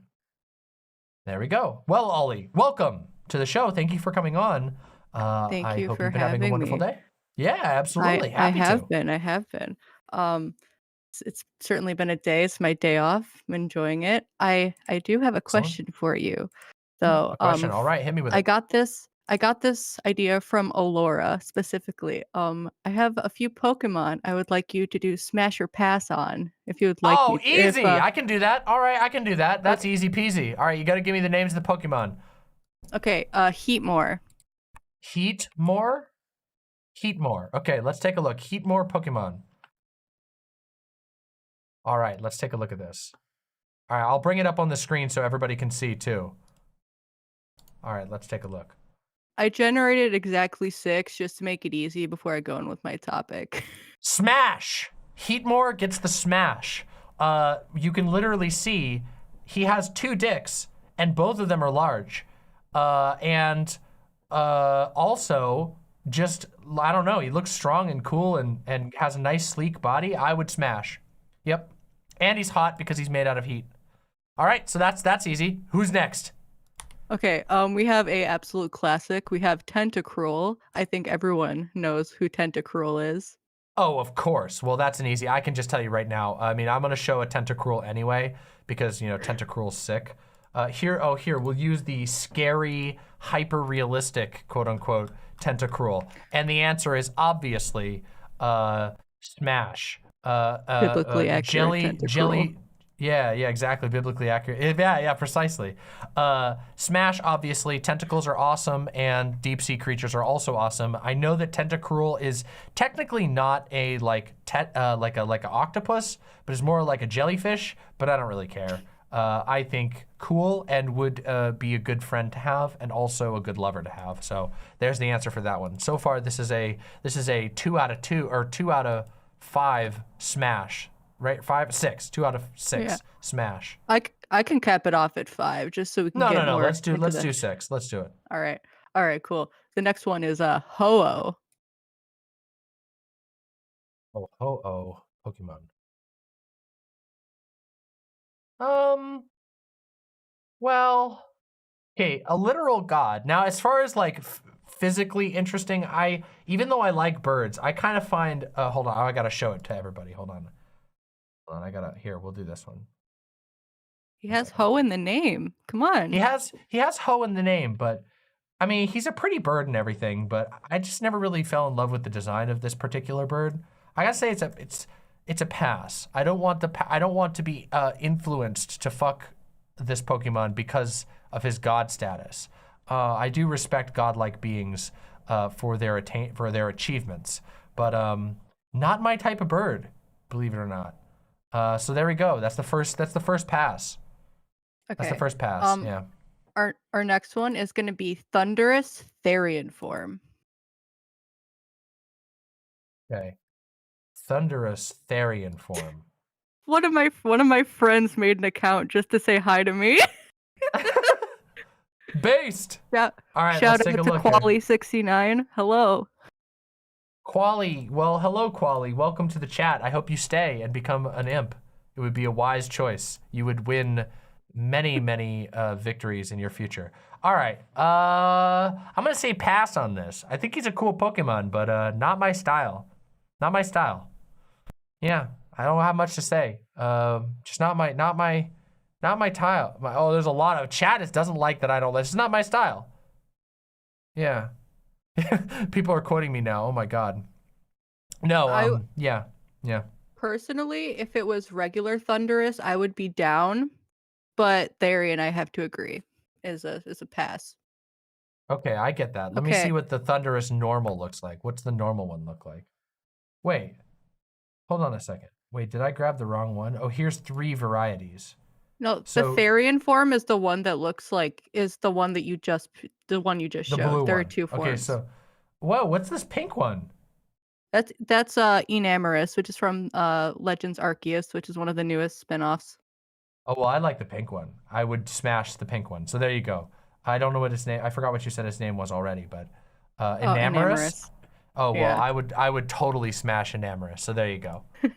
All right, what's next? Okay, I'm gonna cap this off at this last one, but I'm going to put out a meme one for everyone who knows Vaporeon. Oh, okay, but Vaporeon is the easiest smash that you can possibly say. Very, very wet. So much, no need for lube at all. Just incredibly no. But I mean, come on, Vaporeon. Are you guys kidding me? Memes aside, I know that there's the meme about it, but that meme is just a testament to the fact that Vaporeon can absolutely break people's minds. That's all that it says. Look, you're telling me you're gonna say no? Isn't Vaporeon prickly? Probably, but who cares? Look at that, so cute. All of the evolutions are basically a smash in my book. So there you go. Wow, I think I think I'm pretty open-minded towards the Pokemon as far as I can go. Yeah. Prickly when wet? What's that supposed to mean? I don't even know what that means. Does that just mean they have like shark-like skin? I have to recite the copy pasta? I will not recite the copy pasta because I don't have it. I don't Okay. have it on hand. So yeah. Thank you, Okay, Ollie, so- for giving me some good questions. I felt like most of those were fantastic questions, and I liked. I as you can see, I would smash many of them. No problem. I actually had a legitimate conversation I would like to have, like a legitimate topic as well. That was I just wanted to do that for Alora's sake because they told me I should do it. Well, all right. I appreciate it anyway. That was a fun thing. So, but yeah, let's hear your main topic then. Okay, Fun topics so- are very valid. I have two that you can choose Alright. from. I have either we can talk about xenogenders because xenogenders are something I'm very, interested in as someone who identifies with a xenogender, or we can talk about whether or not problematic faves are actually problematic. Problematic faves? Like you mean like when someone's like, oh my God, I would totally fuck Hannibal Lecter, that kind of thing? It's basically like a character that like you normally wouldn't like if they were a real person, you absolutely would not condone their actions, and it could also just be like applied to like real people as well. Like say someone did some shitty shit and you're like, "You know what? That's fine. I don't care." Well, I mean, honestly, I have like an entire I have an let's entire- do. You I know have an- what? Let's talk about xenogenders because as Okay. I think my take on problematic faves is like really simple, and I can probably just tell you right now, which is that I don't really care what characters people like in a book or movie. I think it's okay to like evil villains that are written well. I know I like a few. Like for example, I think that one of my favorite like book villains of all time is Tywin Lannister, who is the worst person ever and also a complete patriarch and basically everything I hate in the real world. But I absolutely love him as a character in the books, and I think that he's the actor who plays him in the TV show is fantastic. So there's a problematic fave. I don't really care. People can like who they want. I like all kinds of villains. Yeah. Yeah. Yeah, Plus, that's everyone who's here is a basically- fan of a villain. Me. I am your problematic fave because everyone on the internet is convinced that I'm, some kind of somewhere between like a Walter White and I don't know, like a gender bomber or something like that. I don't know. Yeah, no, that's basically my take. So it's basically like as long as you don't condone what the actual character did, it's cool to like characters that are just, written awesomely, even if they are kind of shitty people. That's basically my take. So yeah. All right, So cool. what's xenogenders? I think specifically a lot of people tend to misconstrue what xenogenders are. And there are two, from what I've understood from doing a bit of research, is that there are two specific, like, different factions of xenogenders. There are xenogenders that like Damn it, the xenogenders have Mostly- already factionalized. God damn it. what? No, they're like from what I understand, there are people who like specifically identify like with the xenogender in a way that's like, oh yeah, no. For example, using a like pup gender, for example. There are people who use pup gender because it's like, oh yeah, my gender is like that of a dog. But there are also Sure. people who use them in a way that like because they can't properly what's the word? Understand the concept of binary gender, like being man or woman, or even like null gender, like without even having the concept of a gender in any way.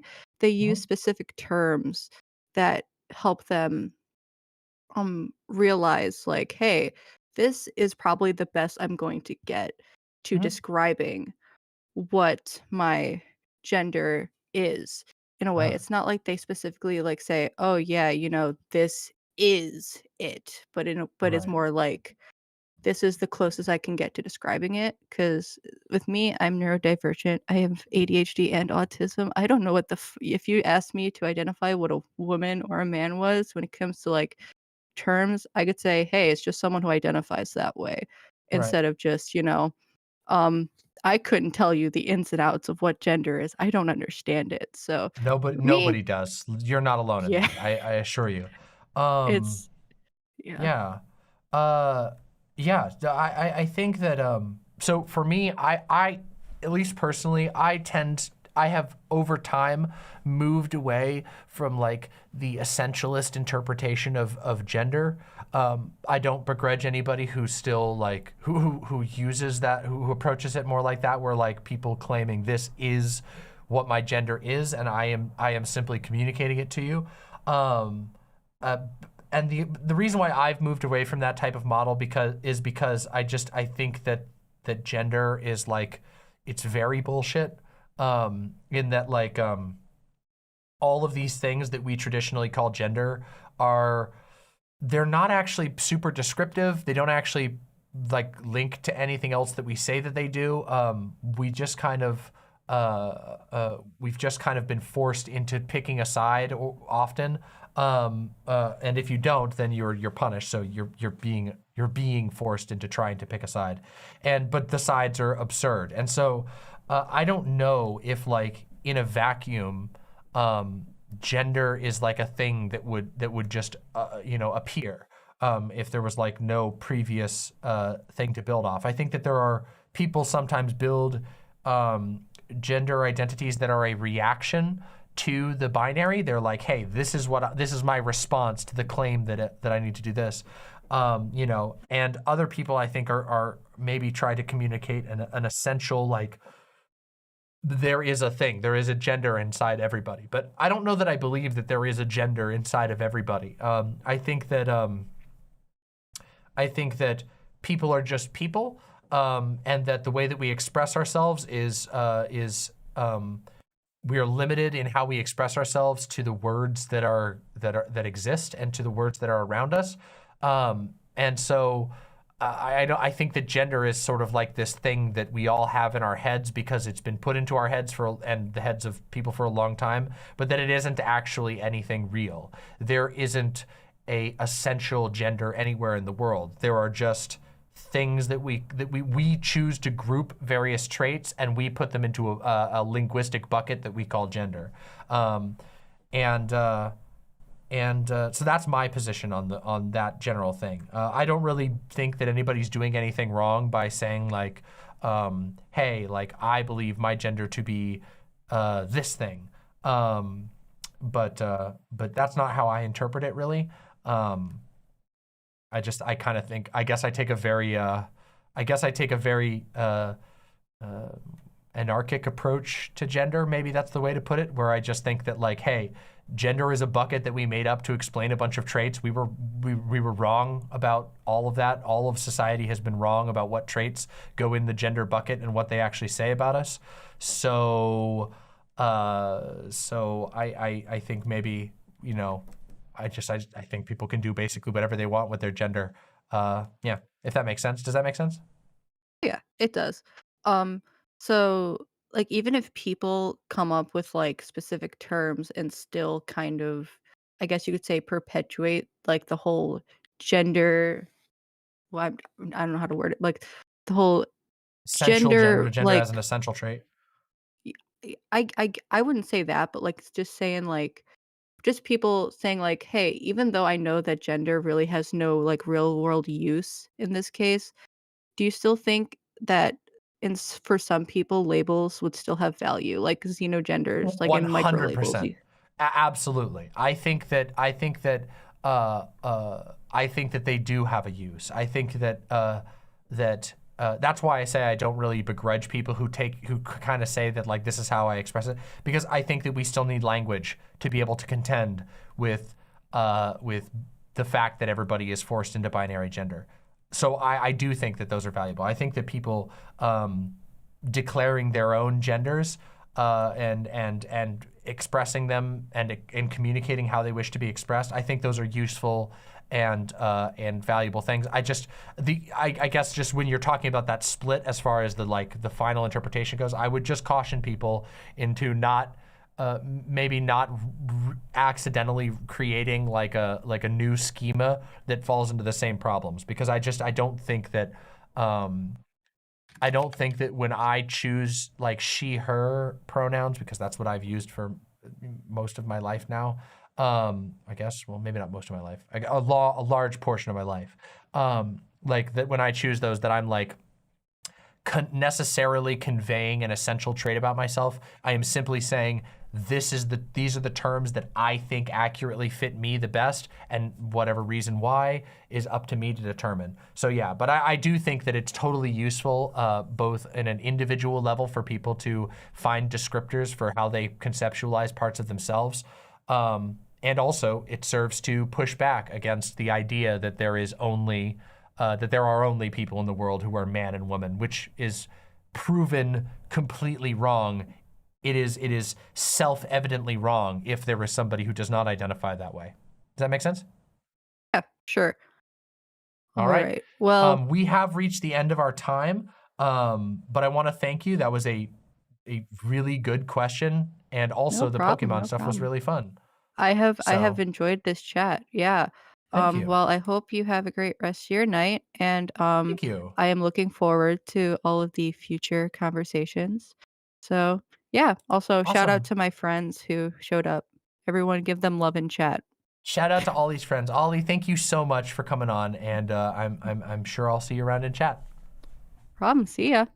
Bye for now. Damn. Hey, we bled off some viewers. What the hell's going on? What the heck?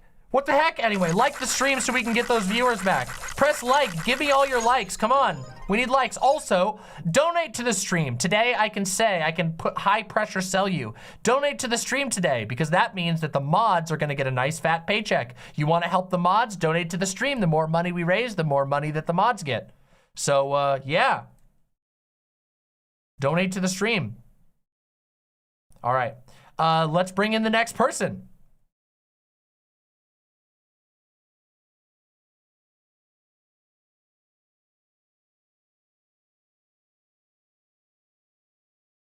Trying to keep an eye on the,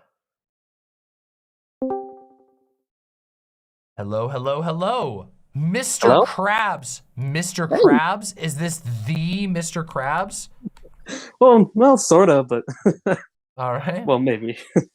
So, yeah. okay, so that you're here to give me a permanent discount card at the Krusty Krab, right? Sort of, but it's well, yeah, basically. What are your pronouns? He, him. All right. The classics.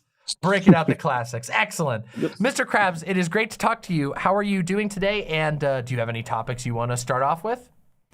Well, I'm pretty good today.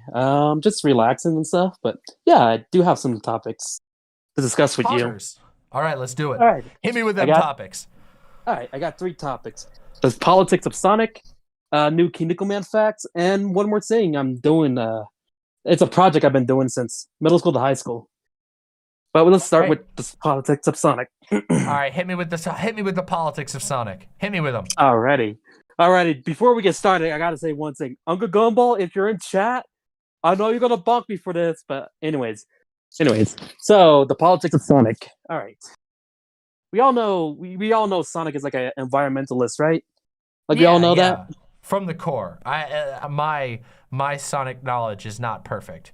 Yeah, for sure. Sonic was the original. All the original stuff is about, like, Robotnik polluting the planet, and they're fighting against Captain Planet vibes. Exactly, yeah. But also, like, with that, if we keep going down to the timeline, Oh no, hold on a second. Oh no, hold on a second. We're getting some issues with the stream. Oh shit. Uh-oh. No! How is this possible? Oh no, the stream is struggling. Hold on. Let me just mute myself for 1 second while we try to figure this out. Hold on. Oh no, that's alright.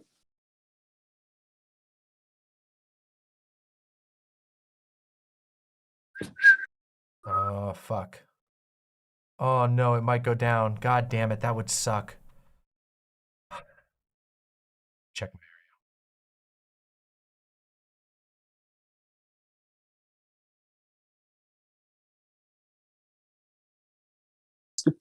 Just checking real quick. Okay, is it back? No, it's flickering all over the place.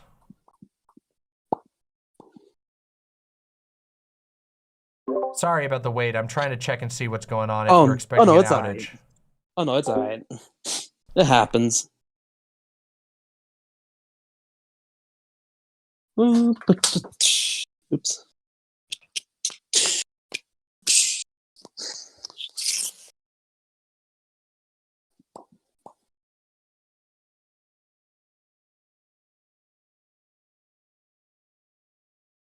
Oh, weird.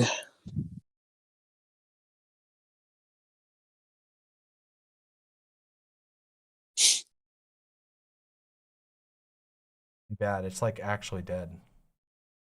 No, it's the internet. I think it's the internet.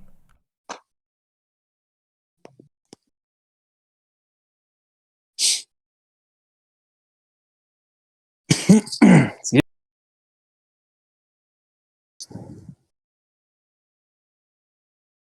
up? All right. Well, hold on one second here. Let me pop you back down into the waiting room for 1 second while I try to figure this out and see if we can fix it. If we can't fix it, we might have to hold off on stream and we'll have to reconvene in the future. Give me just a second. I'll pop you down in the waiting room for just a minute. Yeah. Everybody, we are having some pretty serious issues here. I don't seem to be able to recover my internet. I'm gonna give this a try. We may have to call the stream early if the storm is going to knock it out. I don't know what's going on. I apologize, everybody. It's killing the stream. Oh, yeah, that's bad.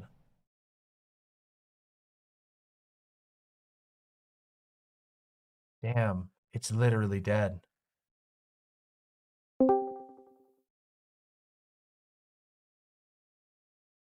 Already? Hey, no, sorry. It's I don't know why they pumped you back up in here. It's not not fixed yet. It seems to be down. Well, the upload speed is busted. I think the internet is seriously fucked.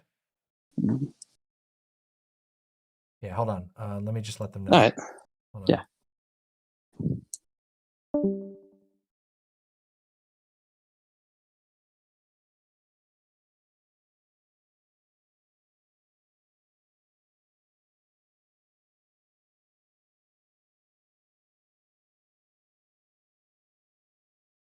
I don't know what's going on here.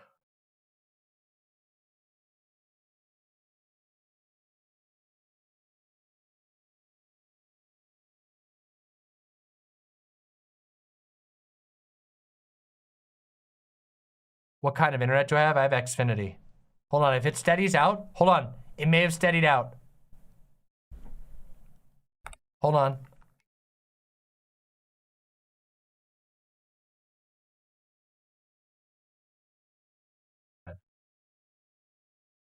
Audio is fine, it's just the video. No, the internet's going all over the place. Trying to fix it. I think we're gonna have to call it.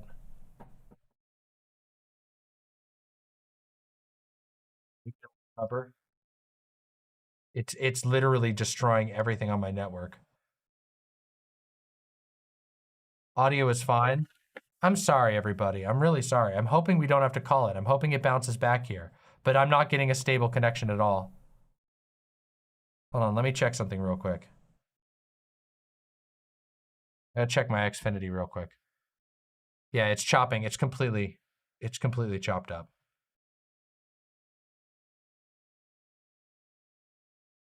I'm gonna try and see if there's a known connection issue here. No, it's on my end. It's screaming at me. It's saying that there's huge issues. We're gonna try and hold out here for a second. If it fails, then we'll see what we can do. Sneak Freak, thank you so much. I haven't got the ornament yet, but I have to go check the PO box, so I will go check it soon. Restart OBS. I don't think it's an OBS issue.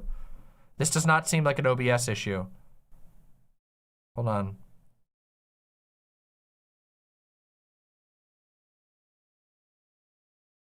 Thank you so much. I'm so sorry. I'm really trying to figure out what's going on here.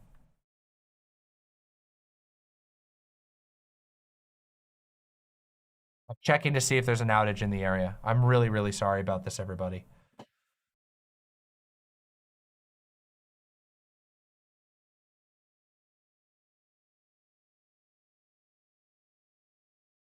Yeah, on my end, it's just totally going off the cuff, and I don't know what we're gonna be able to do. Just go audio only? Nah, that's no good.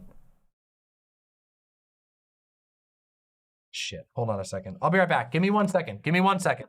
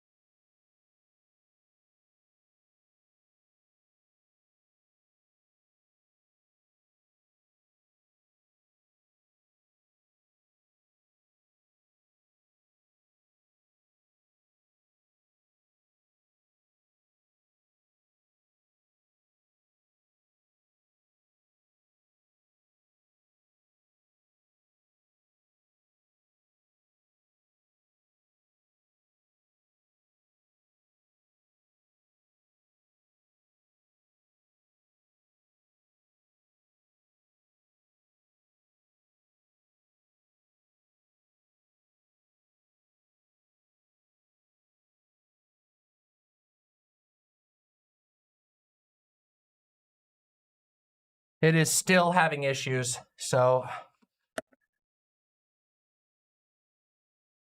experiencing some serious technical difficulties. I'm trying one more thing real quick.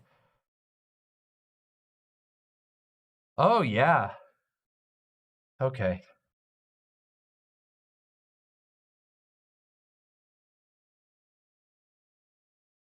Yeah, it's dead. Okay, everybody. I'm very, very sorry. Unfortunately, the internet does not seem to be recovering. I am getting an error on Comcast ends of things. I'm gonna check and see. Wait. Nah, it's going back down again. They're showing me that the connection here is messed up. I don't know if there's anything we're gonna be able to do about it. I think we're probably gonna unfortunately have to delay it until tomorrow, which really sucks. Is there a way I can check and see if there's any outages? Just appeared because it was so laggy. All right. Well, it's, oh, there it goes. Okay. All right, everybody. We're wrapping it up for now. I'll send an announcement to the server. I'm very, very, very sorry about it. I think it's busted. It is going all over the place. So we're gonna hold it off and we'll try to make it back. No, it's not more stable. I can see it on OBS's end. It's totally busted. It's dead. So, okay, we're gonna cut it off for now. What we will try to do is we will try to reschedule it for tomorrow. Or, you know, maybe we will go from there. Hold on. Yeah, no, it keeps dropping. Okay, much love to all of you. This is really frustrating to me. Yeah, we'll try and schedule it again for tomorrow. I know it keeps coming back. But I'm watching it right now and it's going all over the place. So I don't think that it's gonna stabilize. Nah, it's dropping back down again. It's all over the place. I don't want to deal with this. This is destroying the vibe. So we'll figure it out tomorrow. I'll try and reschedule for tomorrow. Thank you all for being here. Thank you for your support. Don't worry, still mod day. We'll still be a mod day tomorrow. And it'll be all good. All right. See you all later. Thank you very much. Bye for now.